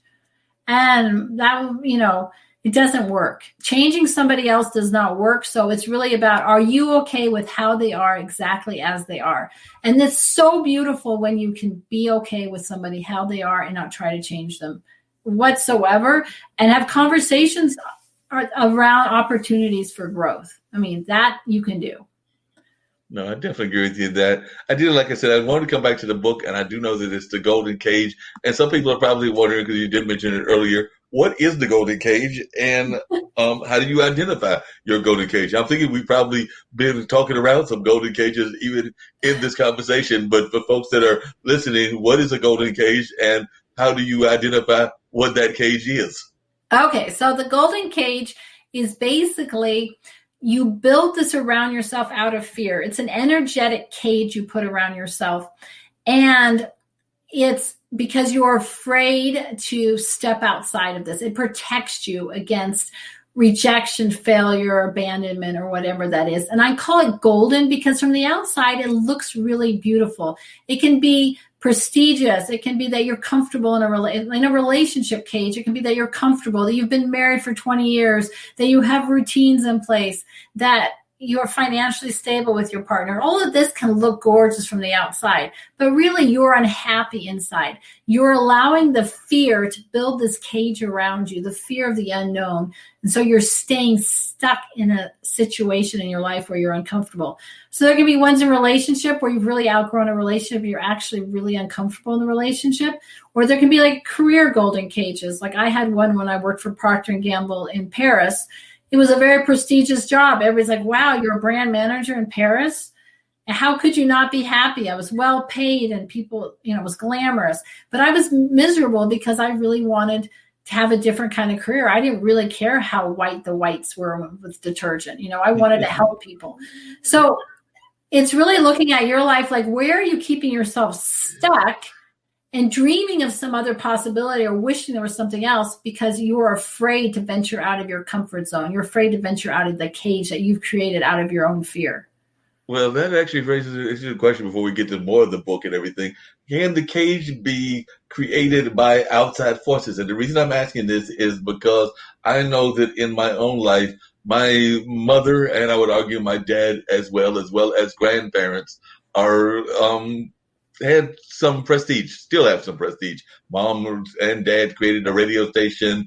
Mom went on to run a major nonprofit here in the area, a major trust fund, the Golden Leaf Foundation, and has also run for state office and done a number of other amazing things in her life and everything. Dad is a well-renowned artist, in addition to founding that station with Mom when they were together, and it has definitely been a past professor. And I have in our small rural town, Mom's parents were community leaders. I mean, grandma might have only been a cafeteria worker and granddad a farmer, but they were still considered community leaders and all of that. And definitely on dad's side, his dad was a biologist who's the head of Central's biology department is named after. And my grandmother was a pretty well-known librarian here in the state of North Carolina, helping to create and one of the African-American libraries, and the only African-American library at the time in Raleigh and everything, and also worked with the one here briefly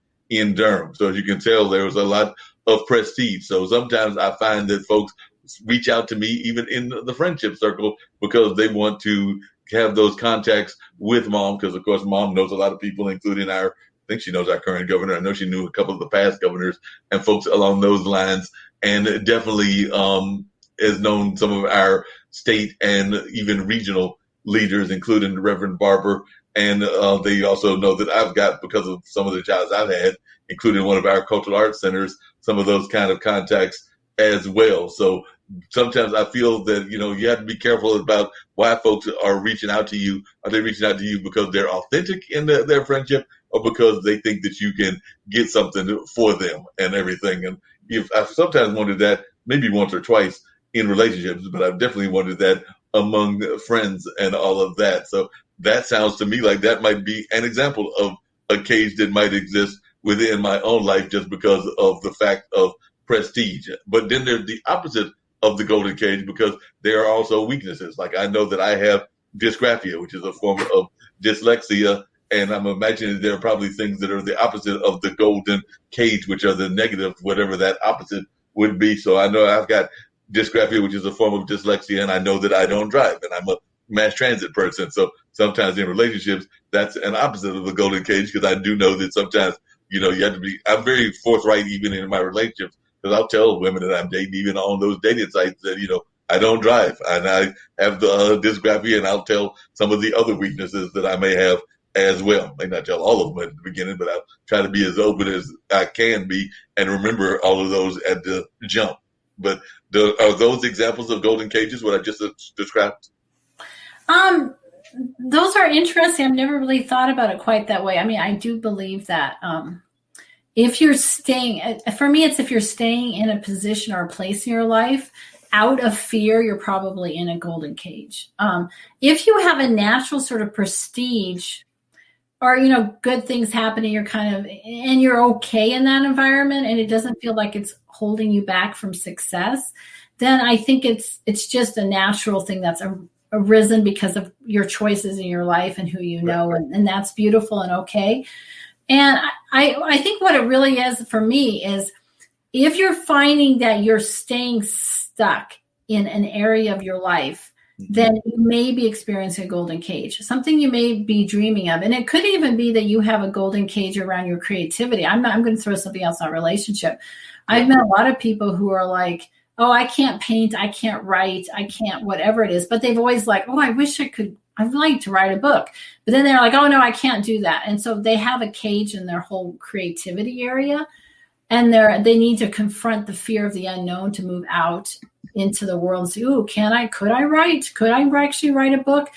And so you can have it in different areas of your life. For me, it was really impactful because I didn't realize how much I was stopping myself from pursuing my dreams in the area of relationships and career until I got like, wow, I'm holding back out of fear of the unknown, fear of what could happen if I left my comfort zone of this cage. Because it's something that we're comfortable, we're cozy in it. It's like, oh, I'm cozy here. Well, you're comfortable, that doesn't mean you're happy. You can be waking up every morning dreading, work, dreading what you're up to, dreading facing the same situation that you've been trying to leave for many years. Yeah, that makes a lot of sense. And definitely there's that dread and all of that. What are the 5 keys? Because you do mention the 5 keys as well. So what are those 5 keys to breaking down the golden cage once you find out that you've got that cage? The 5 keys to breaking down the golden cage. Well, I'm maybe really quick because we're at the end, but so for me, I'm not sure if you're keeping some in your mind, because there's more in my mind actually than 5 keys, but I'm going to go with the first ones. The first secret is to really become aware of your fear and to start looking at what is it that you're really afraid. So once you know that you're in a golden cage, you need to look at your fear. What fear is holding you back? In a relationship, it's often fear of being alone. Actually, I go that into my book a lot. The fear of being alone. The second one is once you have the courage to start stepping out.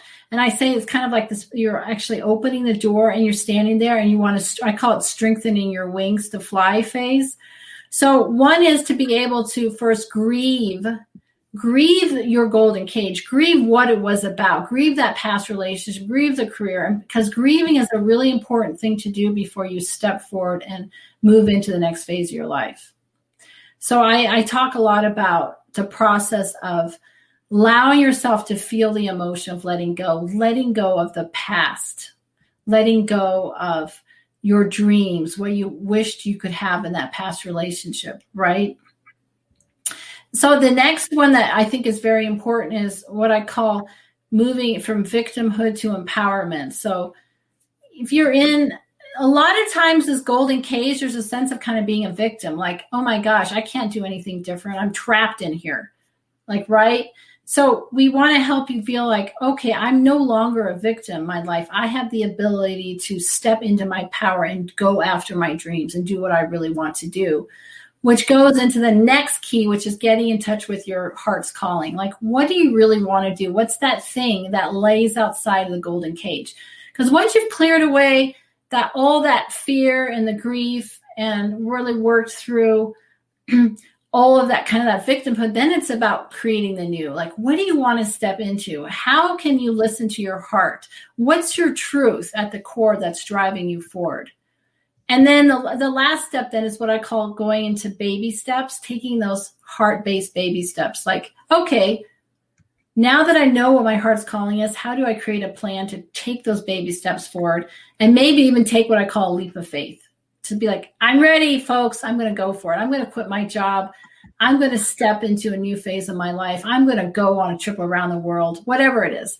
So that was really fast, Mark.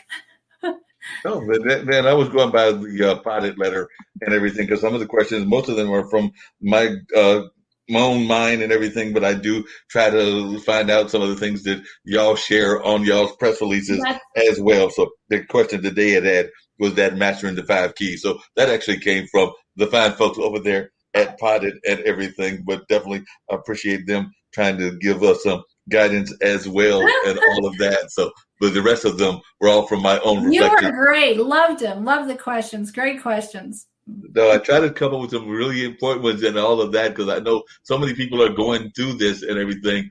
How many clients do you have? And is it something that you feel folks actually do enough of? Because I am of the opinion that a lot of times we don't do enough. Well, a lot of us have fears of medical doctors, much less dealing with our mental health and our relationship health. So I think that we probably all need coaching and all of that. I know I've got a dear friend, Kara Oker, who does some work here on the network as well as other places. And she's a health coach and definitely feels that a lot of times we don't do enough in that aspect. So do you feel that as a society, we do enough of even trying to develop our thoughts about relationships? And I would argue not just romantic relationships, but even our relationships with our parents, our relationships with our kids, and our relationships with our friends and peers. Because I feel that even though we're supposed to be in that relationship space when we're in school and learning about relationships, I don't even feel that necessarily, I have great respect for teachers and have teachers in my family. I don't know that we nurtured enough the relationship building. So how do you think as a society, a global society even, we are doing in terms of nurturing relationships and developing relationships? Oh, I think that we could use a lot of support in this area because I believe that relationships, healthy relationships, the ability to communicate, the ability to feel listened, to be understood, to exchange different points of view is really fundamental to the health of our society. And if you think about it, how many classes did you take in high school or college about how to be in a good relationship, right? Like, it's not built into the fabric of our society. Like, this is something we should all learn. How do we communicate with somebody when we disagree with them? How do we end a conflict? What do we do when we have opposite opinions? All of those things we've never really been trained, and we don't get trained automatically. And so then as adults, we find we have issues. Unfortunately, I think people may come to me a bit late. Like, already too many things have happened and they'll find themselves in a mess, and now they're like, oh, I need to put it all together. I think it's important, actually, even at the beginning of a relationship that may be working, to be like, well, let's get some really good tools and techniques in place so that we can have empowered conversations from the beginning, so that we can get on the right track to begin with, so we don't have to go into this issue realm. And then I think that all of our relationships will work a lot smoother. I'm working on that. I'm setting up, one of my kind of missions is to really help teach individuals just a healthy blueprint for relationships. So I'm doing something called the Relationship Reset Bootcamp, where I'm having women really work. To begin with, I'm really working with women on this particular aspect, and then I'll open it up to others, like couples and men. But I just wanted to work with one part of the population on how do you cultivate healthy tools, routines, and patterns in a relationship. And when is this camp going to be? If there are women that are listening, and we do have quite a few women that listen either now or in the replay and everything. So when will this camp be, and how can folks find out about it? Yes. So it's called the Relationship Reset Bootcamp. And you can just go to relationshipresetbootcamp.com. That's the URL. And I'm starting one on May 17th. I plan on doing one every month. So basically it's an online 6-session course. And to just keep helping women really get empowered in relationships. So that's my mission. And then I'm going to probably be offering one for couples. I feel, though, that because I'm a woman, it's easier for me to be able to interact with them on some of these tools to begin with, and then help them bring that into their relationship. So this is for people who are in a relationship or want to create a relationship. If you're in a relationship and you're like, well, why am I only one going and not my partner? Is it actually you learning the tools is a good start in the partnership, because then you can help support your partner and bring him or her into this conversation even more. So it has to start somewhere. Oh, yeah, definitely has to start somewhere. You were talking about corporations and how they deal with it. I know a lot of times in the past, corporations would always do those team building exercises. And it seems to me like that's a type of relationship that corporations try to deal with and everything. I was just wondering your thoughts as to whether team building exercises are actually effective in the sense of learning about and dealing with relationships. Because I know a lot of time you'll always hear about those team building exercises, whether that's folks falling back on each other or doing a number of those other kind of things. I've even got some friends that are into the mindfulness community. So sometimes their team building exercises might be dance or yoga related. Well, I mean, of course, I think there's always some value in this sort of work, because it brings a connection and a bonding outside of the day-to-day business world.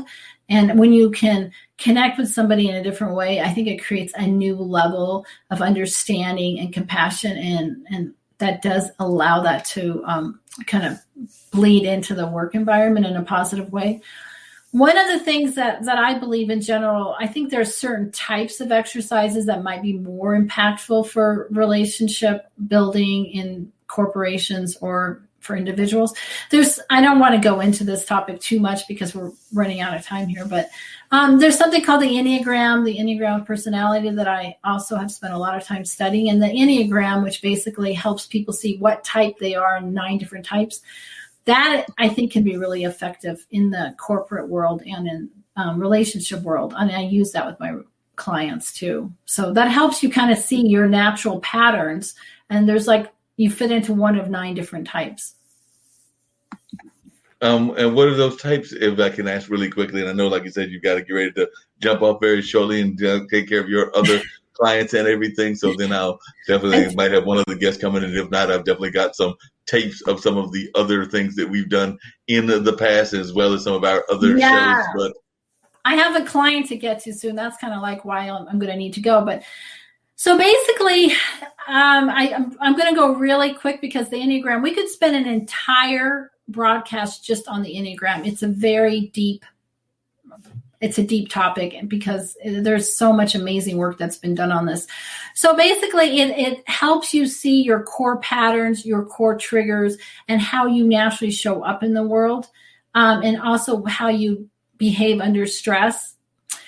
So there's 9 quick types, and you can probably look for it on the, there's lots on the web about the Enneagram. So I could just quickly go around without giving much introduction to them. So there's what's called the perfectionists. So the first one, so number one is all about really measuring up to ideal standards, showing up in the world in the right way, doing the right thing. So that's how they look at life. How can I do the right thing and help others do the right thing? So whether it's moral or spiritual or ethical, that's kind of how they show up in the world.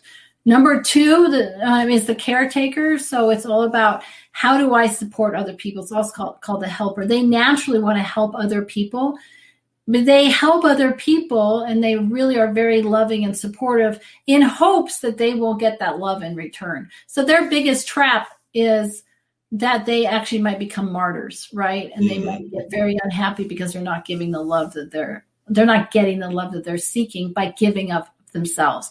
And they can give so much of themselves that they, become exhausted and depleted, right? So the 3 on the Enneagram is the achiever. So they're all about, again, recognition. They're very, very into productivity and making something happen in order to be recognized as successful, in order to be honored.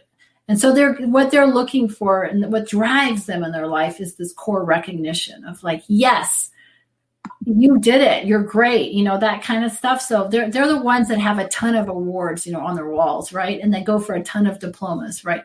So that's the achiever, the 3. The 4 has been classified as, and I'm just giving some of the names. All of them have a ton of different names. The 4 is the hopeless romantic, is one way of looking at it.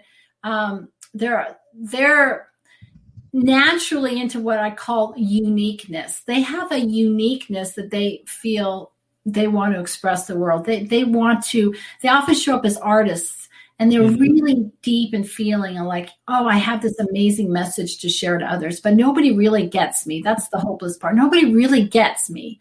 And so they spend their time trying to show others how amazing and unique they are. And that they're the ones that will, oftentimes really stand out because they have a unique personality. They dress in a unique way. They have a unique talent. And so they're trying to get this really deep connection, this sense of love and connection through their uniqueness. So those were like the 2, 3, and 4 were the image types or the heart-based types. It's all about that part. Then there's 5, 6, and 7 on the Enneagram, and these are what we call the mind types. So they're more ruled by the mental component.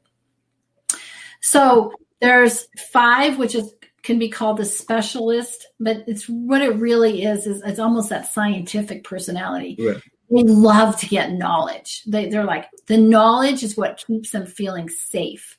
So it's all what the core fear is that they won't be safe in life unless they have all this knowledge. So they have tons of books and they dive really deep into a subject and become the expert. So they're the ones who often actually invent new things because they dive so deep. They're the scientists, the inventors, and what they really, really need is just to be recognized by their ability to be knowledgeable. No. There's a 6 on the Enneagram. The 6 is very complex. I'm actually the 6 on the Enneagram. And sometimes we're called the devil's advocate. Mm-hmm. We're able to really see all sides of the equation, but why we're able to see that is because what's really driving us is fear and a need for security. And so if you have a need for security, you're going to make sure that you know everything that's possible, like that you've seen all sides of the equation. And what drives the 6 is what I call it competent. They want to be competent. They want to be part of a team. They want to create harmony. They want to make sure that it all works together.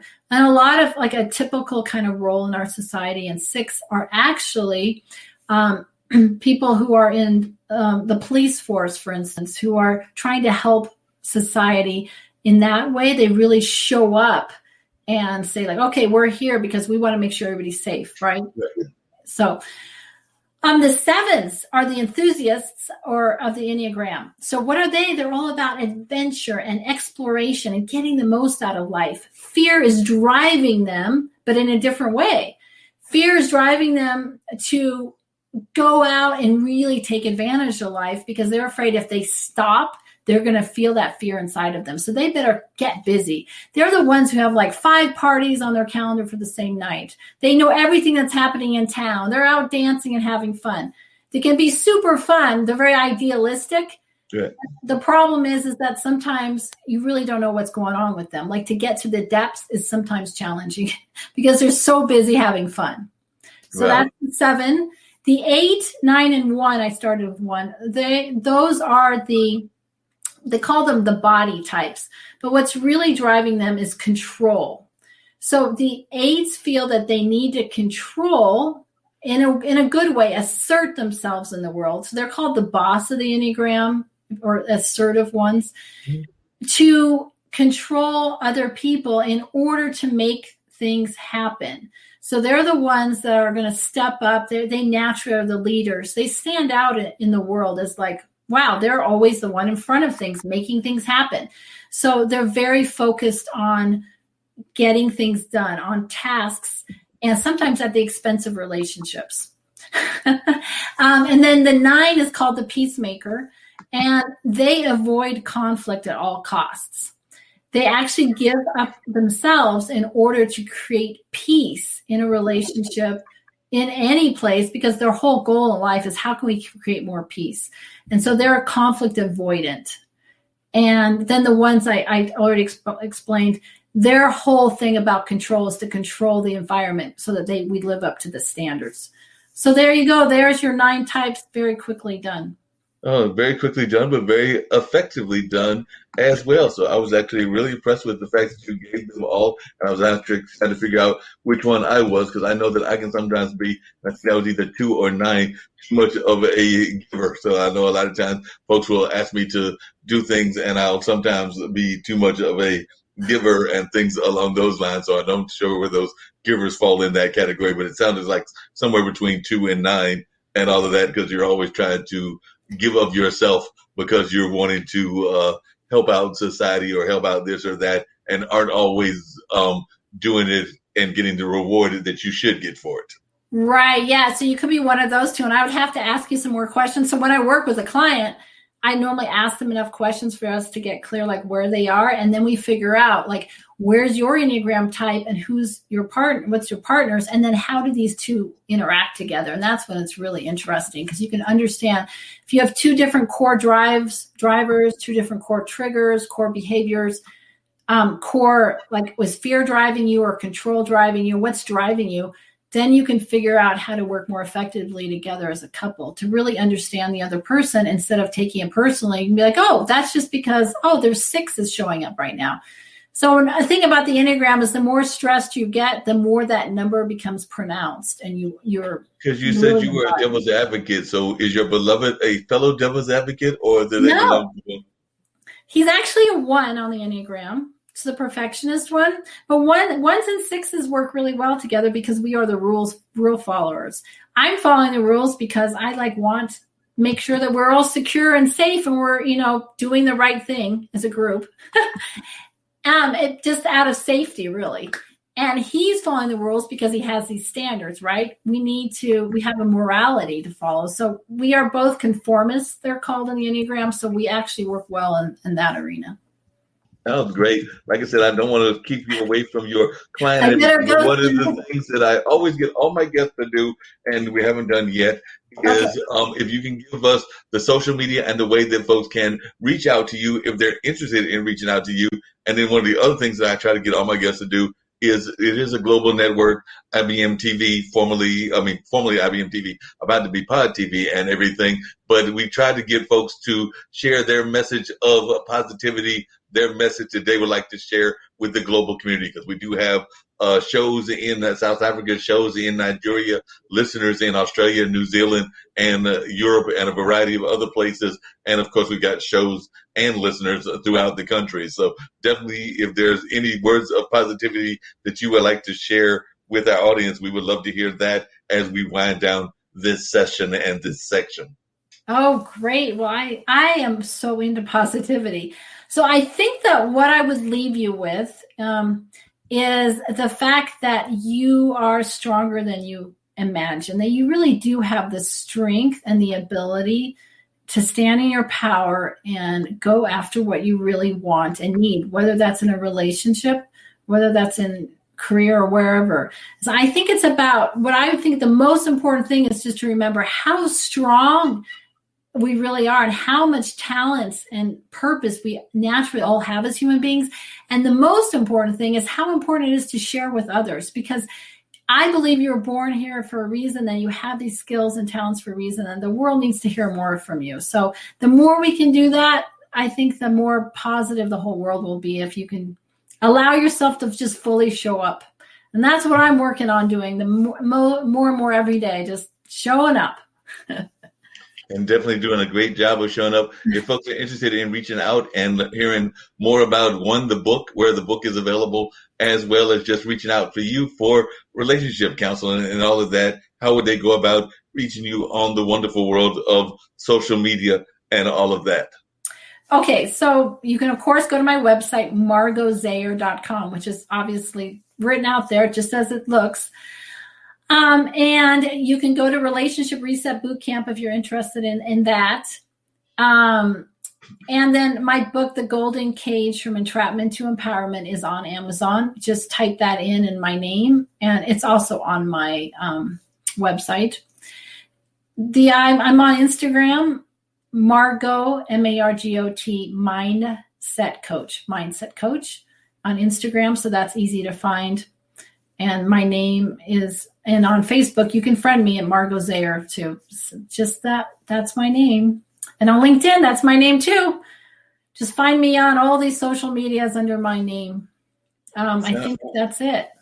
Sounds great, and hopefully people will do that. I know that a lot of times folks are thinking about, as we talked about, relationships, both in terms of business relationships, but also the personal relationships. And I would even argue that there's been a lot of conversation, which we didn't touch base with on this time, but maybe we'll do it on a future episode, about the relationships that the young people are going through as well. I was watching a documentary where they were talking about how a lot of the kids are getting caught up in the like culture just because they want to be liked on Facebook and things along those lines. And that can be painful to relationships because it's a form of approval and all of that. And sometimes they're not prepared for it. So I don't know if there's young folks that are watching, and if you've got any very quick advice that you want to give folks that are caught up in that, what I think the movie that I was watching called The Like Culture, where they're so caught up in wanting to be liked, wanting to be accepted. And even Instagram itself, speaking of Instagram, is doing some things where people can mask those likes so that it's not as big of a deal with our young folks.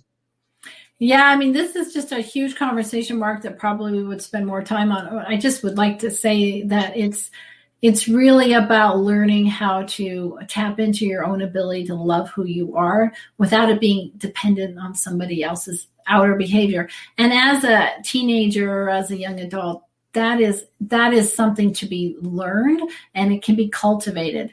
And so it's about, like, how can you continue to focus on what do I like about myself? How can you look at your own wins and give yourself your own likes? You see what I'm saying? Like, hey, I'm really proud that you did that today.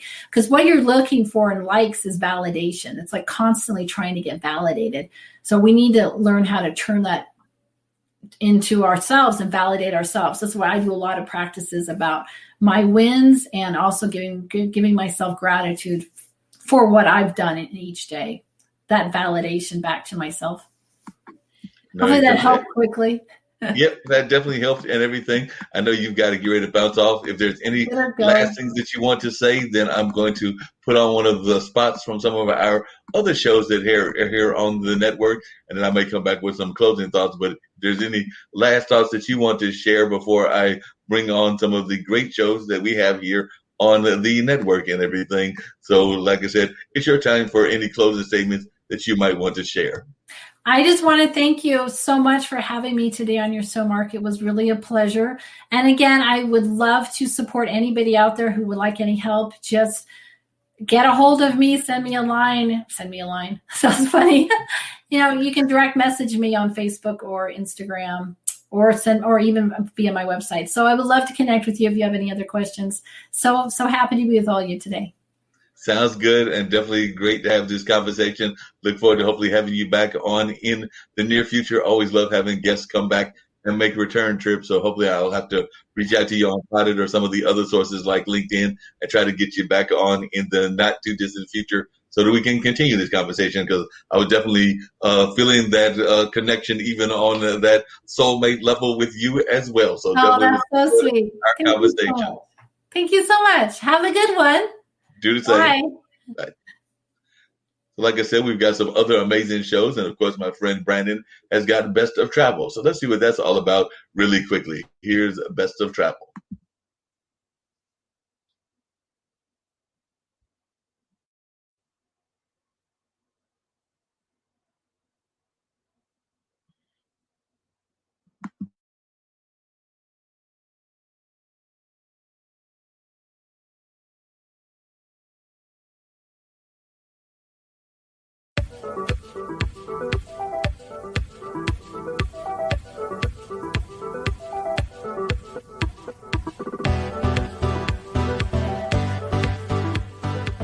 My name's Brandon. I'm a world traveler, foodie, and YouTuber. Together, you and I will find the best travel hacks, tips, and best places to explore. Join me as we find new adventures together, live only on IBM.TV.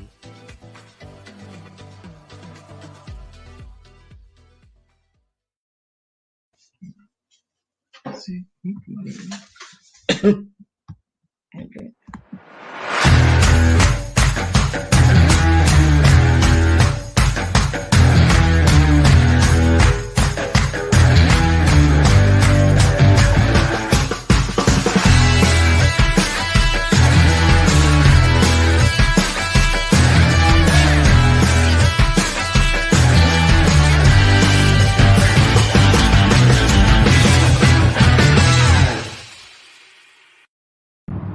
Charles Gates here, host of Local Legislative Live at 11, where we air most Wednesday mornings at 11 a.m. on both Facebook Live and YouTube Live. We have two purposes at Local Legislative Live at 11. This is a new product that we're putting out, and I want to introduce it to you today. One is to help you become a more concise messenger. What does that mean? That means stop rambling and being able to share your message and share that message with 12 words or less. Number two, be a better deliverer of that message. Deliver with power, deliver with energy, instead of sending people to sleep. If that is you, come see us, reach out to me at letstalk1031@gmail.com. We want to see you. Again, that email is letstalk1031@gmail.com. We've got the answer for you because we want to make you the best you can be. Come see us. Take care. Hi, I'm Barbara H. Smith, known as the Masterful Presenter. If you could figure out a universal language, personality code that connects with potential client, how powerful would that be? I empower people to communicate better what they do, what they have, and what they bring to the table. People love to buy. I don't need you to sell it to me. I come in there with an intention, and that's what you're going to do going forward. You're going to go into networking events with intention. I am here benefiting from the wisdom of Barbara Smith. She gave so much information on how I can just excel in my business, and I'm taking it to a whole nother level. I'm learning a lot that I didn't really know about my business. The information that she's been presenting has been informative and helpful to me. If you have not been in the presence of Miss Holmes Smith, you need to make sure you do so. Her workshops are authentic. She comes with such training, and she just graces you with her presence, and she allows you to feel the experience like none other before.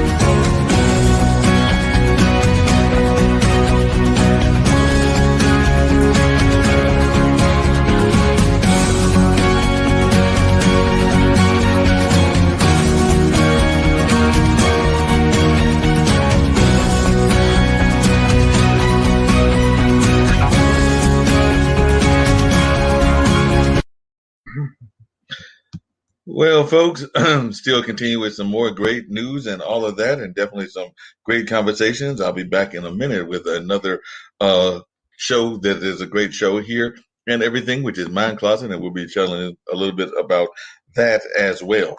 And hopefully, maybe Miss Laura Cobbs will be joining us also, and definitely we'll see if any of the other gang decides to pop away as well. So definitely things are going along in that regard. But let me share you with some news that we're finding out and all of that. One of them is that Verizon has sold Yahoo and AOL for $5 billion. Breaking up media unit Oath, Verizon agreed Monday to sell Yahoo and AOL to a private equity from Apollo Global Management for $5 billion. The telecom giant had acquired the internet pioneers as part of a strategy to sell digital advertising, but wrote down the value of umbrella unit Oath by almost $5 billion in 2018 under competitive pressure from Google and Facebook. Apollo partner Reed Raymond said on LinkedIn that the go-forward company would be renamed Yahoo, adding the iconic brand's rank among the world's most visited websites. So definitely looks like there's some move in that regards as well. One of the many assets, of course, that Apollo is getting is AOL. 1.5 million people still pay a monthly fee for AOL, but instead of dial-up internet, now they get tech support and ID theft services. The number of dial-up customers has fallen to the low thousands, according to people familiar with that matter. So not many people are doing dial-up and all of that. Most people are doing internet in other varieties and doing it along those lines. So it'll be interesting to see what happens in that regards and what other major corporation shakeups are going to go on as well. By the way, is herd immunity slipping away? That was another article that has been of interest on the LinkedIn news feeds and everything. But it says the prospect of reaching herd immunity through COVID-19, or point at which enough Americans are protected from the pathogen to erase its threat, may be slipping away. While more than half of U.S. adults have received at least one dose of the vaccine, public health experts say the slowing pace of inoculations is snarling progress toward a threshold that is moving higher because of the new variants. A new normal could be continued hospitalizations and deaths, but in much smaller numbers, the New York Times writes. Young Americans are more likely to postpone getting vaccinated, a Harris poll shows. With India's second wave of infections at tsunami proportions, new cases and deaths are continuing to exceed global records. Australia and Nigeria have forbade their citizens from returning from the country.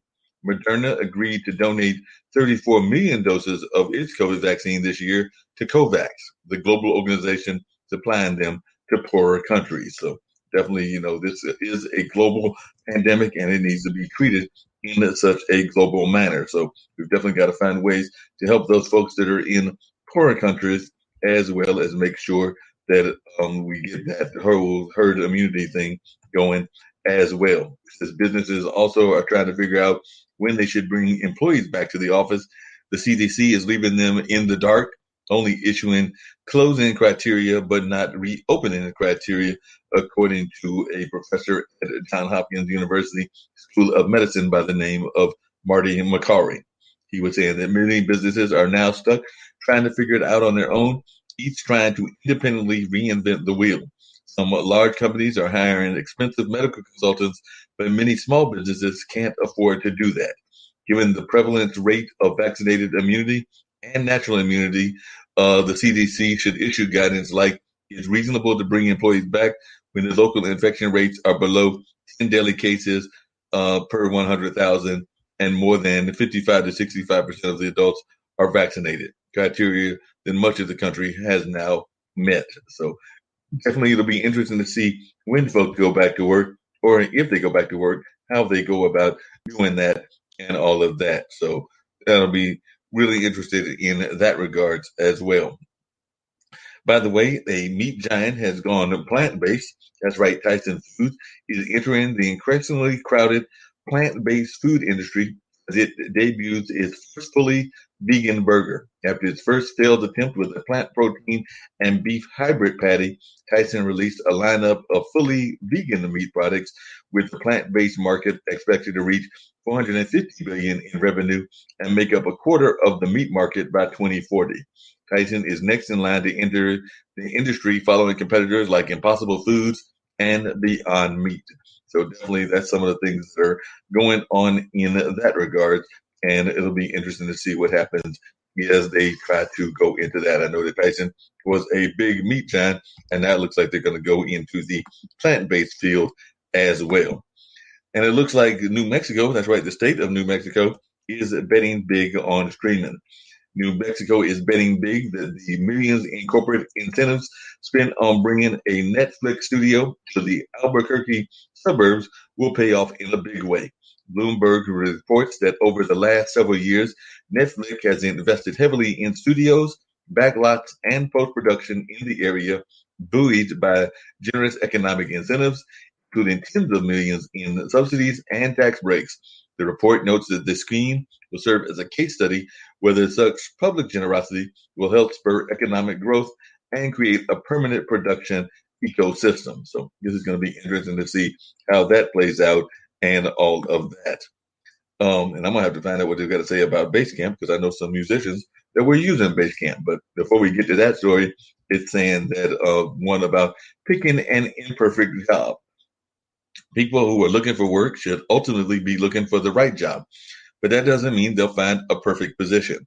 In fact, expecting a job to be perfect may set you up for disappointments, according to Lindsay Bullock, who is the author of Recalculating Navigating Your Career Through the Changing World of Work. In the latest edition of Get Hired, she suggests a few steps when selecting a job. Have measured expectations, apply and do your research, know your non-negotiables, and go with your gut. Those are some of the things that they suggested in that regard and all of that. And now we're going to find out what they've got to say about Basecamp. It says about 1/3 of Basecamp's employees, at least 20, according to the New York Times, have resigned following CEO Jason Fried's policy changes that essentially banned political discussions at work.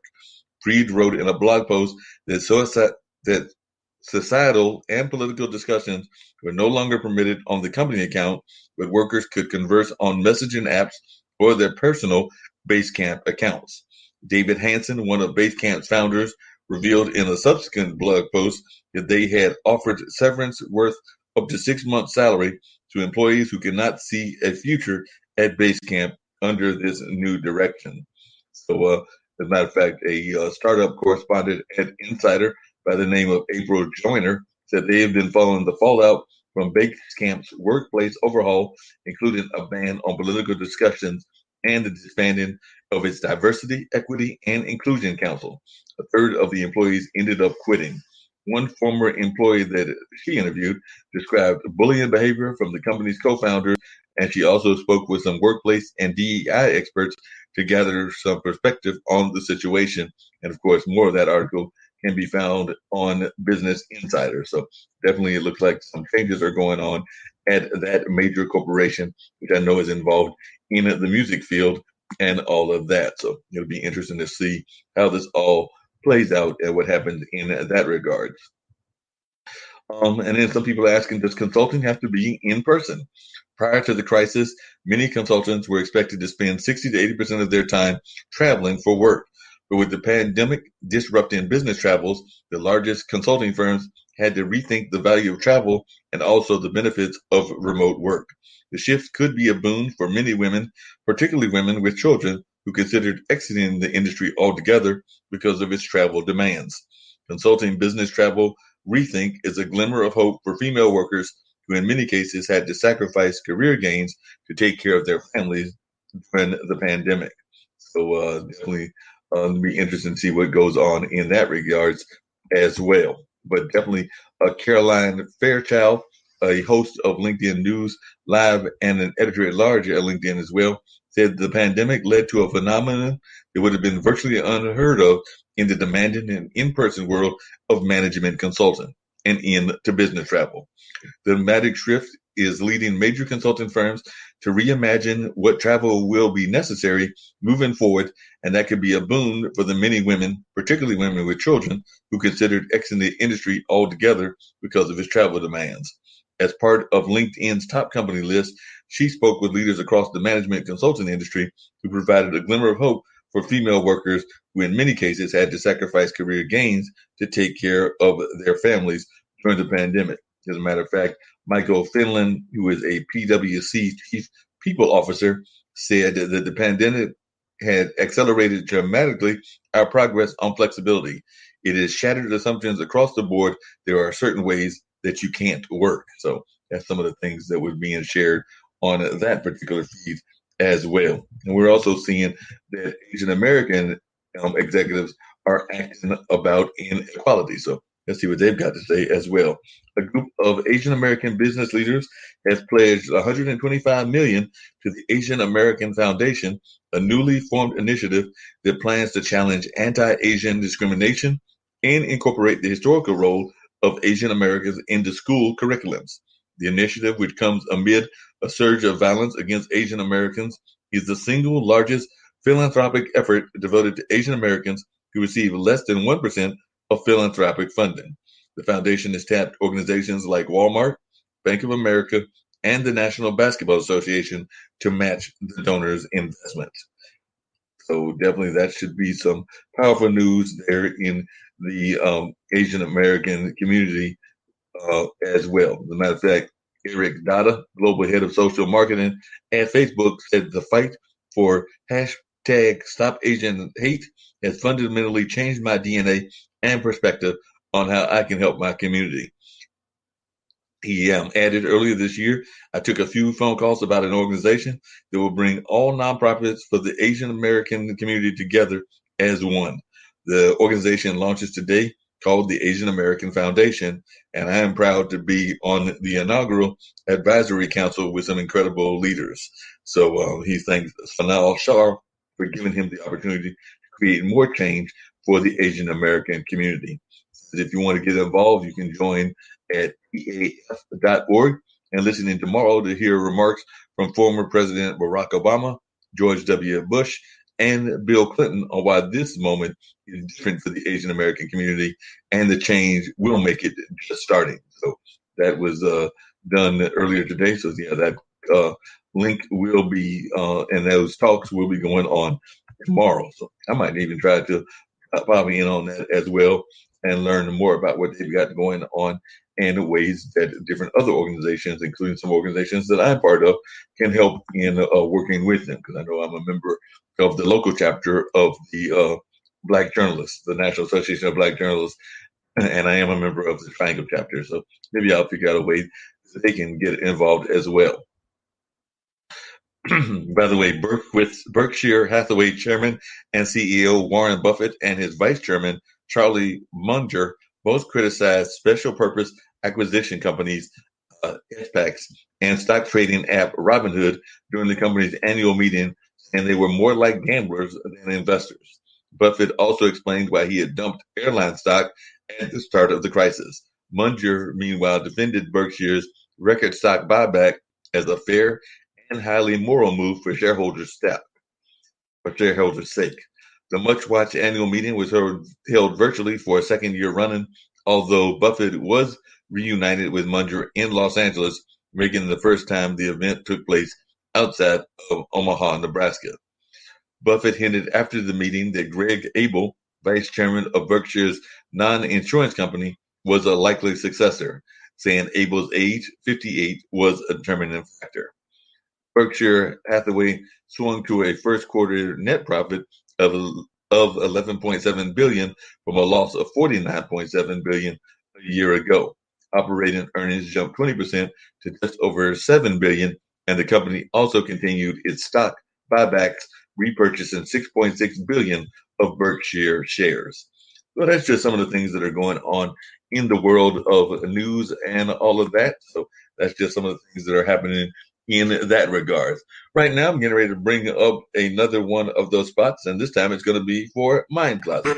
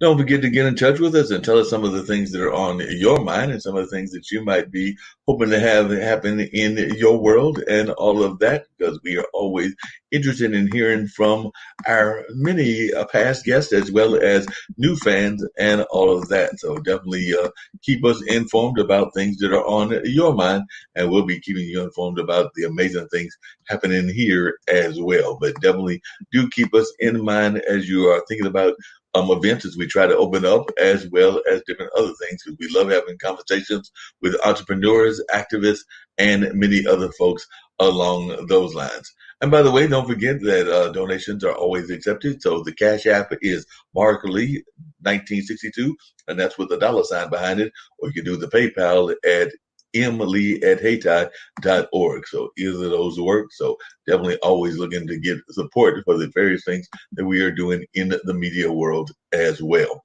But let's check out about some great folks that are doing amazing things here in the Triangle in the sense of business and all of that.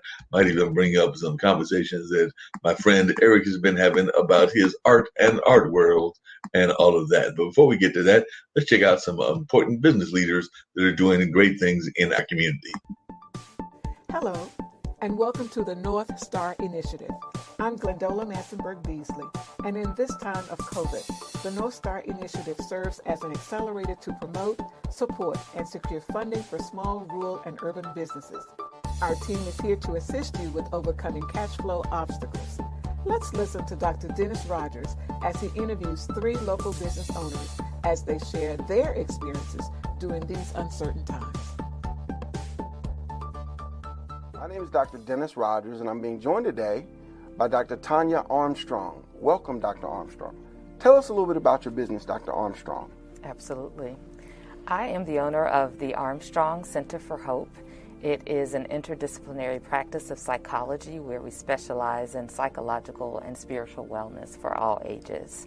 We have a main office in Durham that has been functional for 10 years this month, actually. And we also opened a second office in Raleigh in the fall of 2019. And so we've been providing individual, family, couple, and group psychotherapies, as well as psychological testing, consultations, and trainings to the public. Who are your clients, Maxwell? Who do you do business with, and how does that interaction take place? The majority of my business now, because it has changed, is farmers, commercial landscapers, landowners, people that are looking to maintain their equipment, to maintain their land. Yes. And then we still have a good number of residential customers with the lawnmowers and things like that to take care of their property, but mainly we're doing larger equipment now. The biggest thing to help someone in any trade or any craft is to treat the one person the same as you would the next one coming through the door. Mm-hmm. Because if they figure out that you're fair and that you're going to charge them fairly, you're going to charge Joe over here the same as John, mm-hmm. they'll come to you. Right. But if they think you give him a break and he's going to go out there and tell everybody else, hey, he cut me a break, that kind of thing, then all of a sudden you've just opened up a can of worms. Mm-hmm. And you got to cut everybody a break. We are a live entertainment company, and that's something that we pride ourselves on. And the experience, that face-to-face experience where you can actually feel the electricity and the spirit of the music bouncing off of the people in the audience, that's what's really important to us. So while we are looking at ways to incorporate streaming, what we really want to do is be patient and wait for the opportunity for us to gather, because healing is, music is healing, mm-hmm. and it's unifying.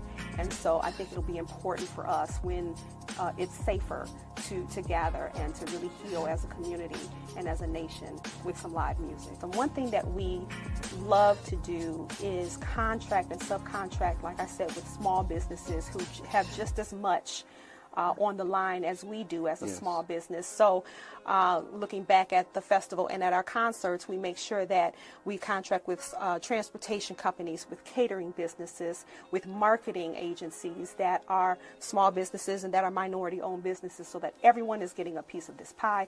Everyone is going for their own success. And in the end, because we all have a shared outcome, everyone's working hard to make it come to fruition. Excellent. Great job, Dr. Rogers. So business owners, if you're seeking a grant or business funding, our North Star Initiative offers a no-cost assessment for funding opportunities. Contact us via our website at www.gmbeasley.com. Your business could be featured with our next North Star promotion.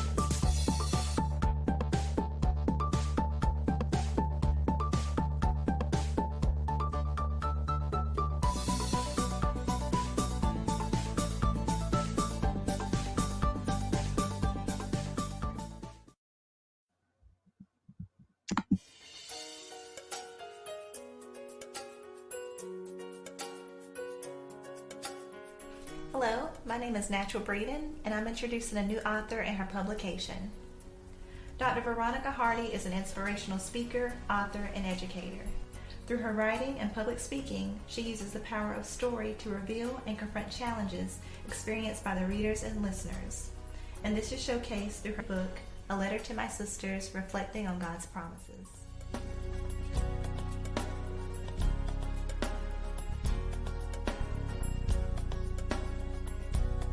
Dr. Hardy, what influenced the title of your book?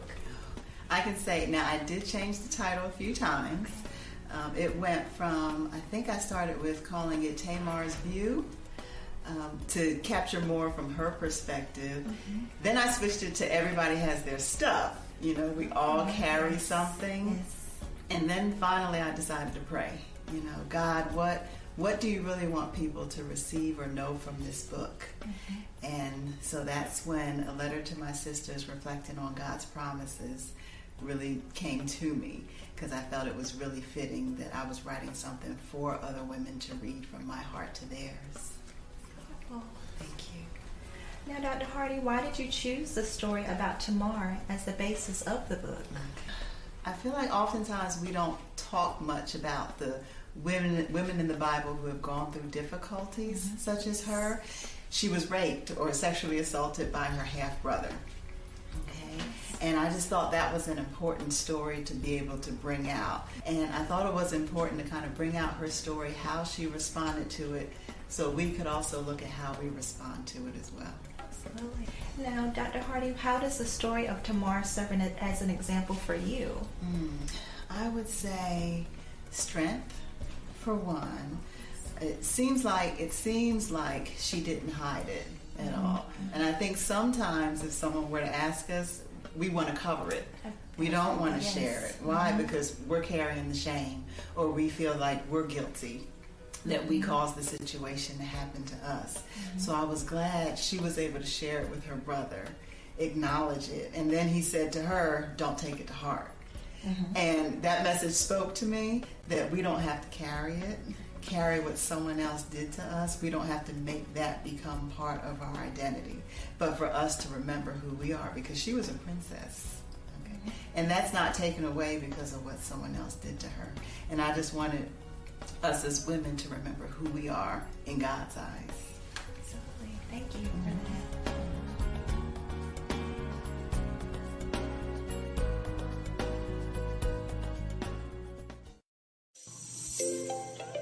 Are you looking for money-saving strategies for your business and personal finances? Are you tired of working hard every day with little or nothing to show for it?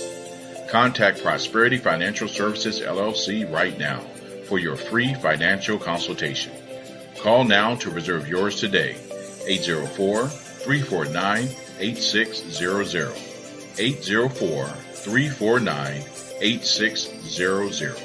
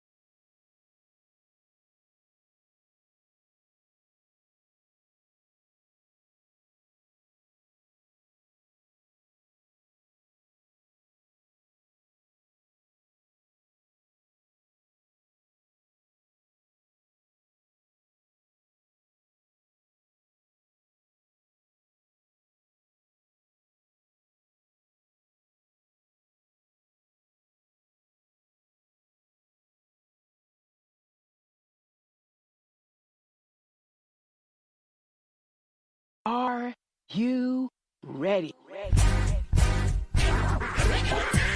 My coach, Barbara H. Smith. Why did I hire her? Because she's the best. Barbara H. Smith is a powerhouse. She just walks in the room and grabs your attention, and she does that in a way that just makes you feel loved and like she's paying attention to you, she cares about you, and she wants to see you be your best self. The coaching that I am receiving from Barbara H. Smith gives me confidence. She was able to dig inside and find the passion that was deep within me. Barbara's energy is one of the reasons that I had to have her as my coach. I love the way she is real with people. The reason I felt like I needed a coach was because I have some big goals and I needed to build my confidence. I knew that Barbara could help me do that. One conversation with Barbara H. Smith and she will be able to tell you what it is you're missing. I felt that I could trust her. I would definitely recommend to get coaching from Barbara H. Smith if you feel like you need to level up your confidence. She would just help you feel like bold, like you can take on the world. She has really shown me who I am.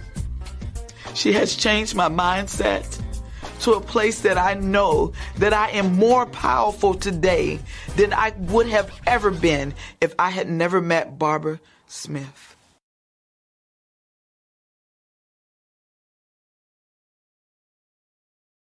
The difference between thinking and doing and living in the 21st century. They teach us about being a real quarterback-oriented games. We don't have to just use video games and live in the shadows of good things because of them. We grow up with agility far larger and bigger than we are tall. Parents are the champions and have to be our first life coaches and know-it-alls. Who knows how this came to be? Coaches will ask you if you know your right foot from your left, if you know yourself, if you act knowingly good or bad, if you can move and negotiate a field with style and form, if you can tackle or throw a pass, or if your last name is that of a clown. If you can let someone know on the team that you are in trouble before you cause yourself or someone else trouble.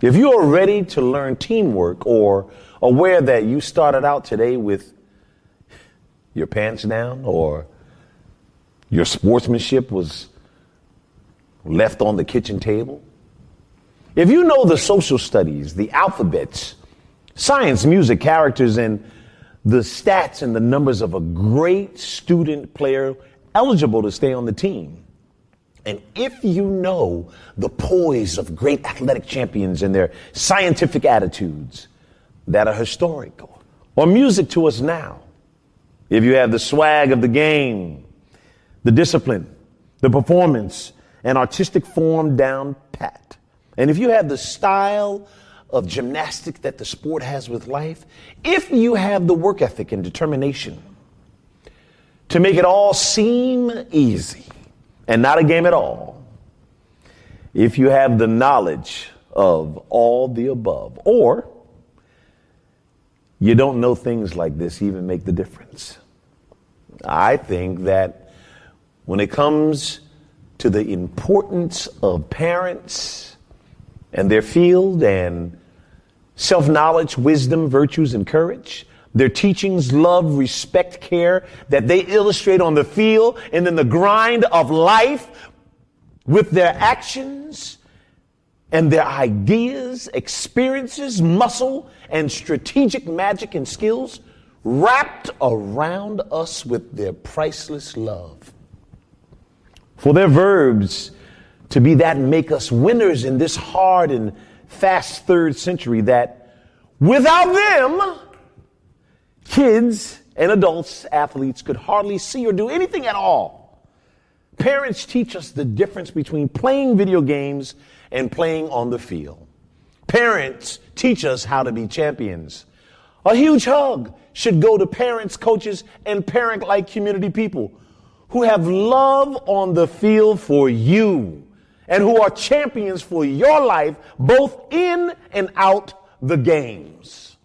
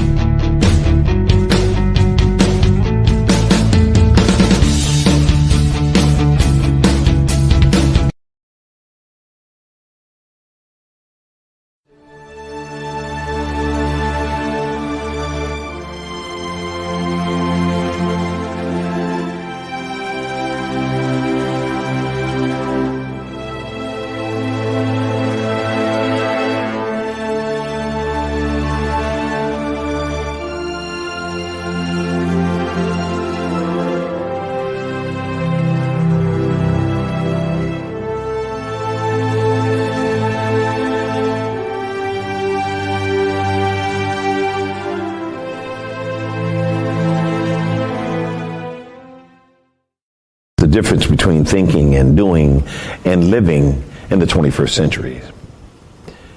They teach us about being a real quarterback-oriented games. We don't have to just use video games and live in the shadows of good things because of them. We grow up with agility far larger and bigger than we are tall. Parents are the champions and have to be our first life coaches and know-it-alls. Who knows how this came to be? Coaches will ask you if you know your right foot from your left, if you know yourself, if you act knowingly good or bad, if you can move and negotiate a field with style and form. if you can tackle or throw a pass, or if your last name is that of a clown. If you can let someone know on the team that you are in trouble before you cause yourself or someone else trouble. If you are ready to learn teamwork or aware that you started out today with your pants down or your sportsmanship was left on the kitchen table.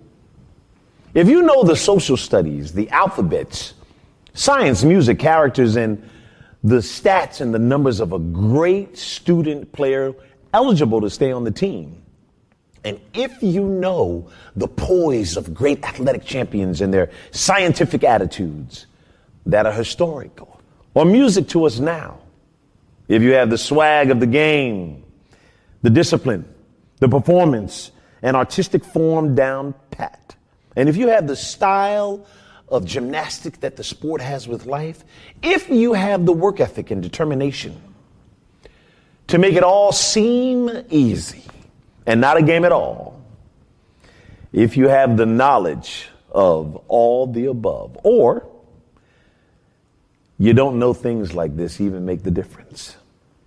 I think that when it comes to the importance of parents and their field and self-knowledge, wisdom, virtues, and courage, their teachings, love, respect, care that they illustrate on the field and in the grind of life with their actions and their ideas, experiences, muscle, and strategic magic and skills wrapped around us with their priceless love. For their verbs to be that make us winners in this hard and fast third century that without them, kids and adults, athletes could hardly see or do anything at all. Parents teach us the difference between playing video games and playing on the field. Parents teach us how to be champions. A huge hug should go to parents, coaches, and parent-like community people who have love on the field for you and who are champions for your life, both in and out the games.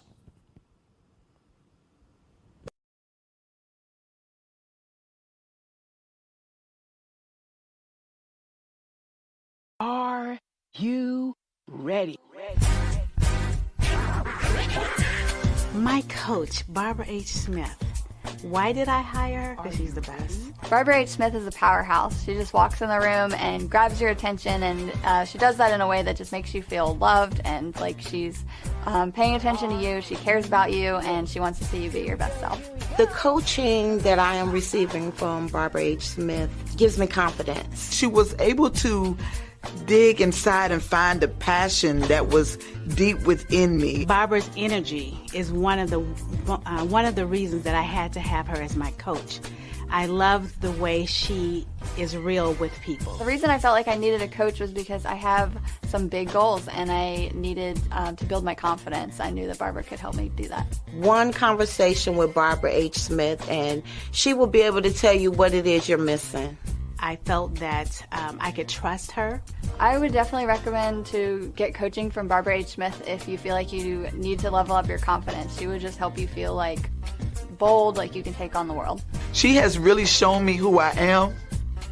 She has changed my mindset to a place that I know that I am more powerful today than I would have ever been if I had never met Barbara Smith.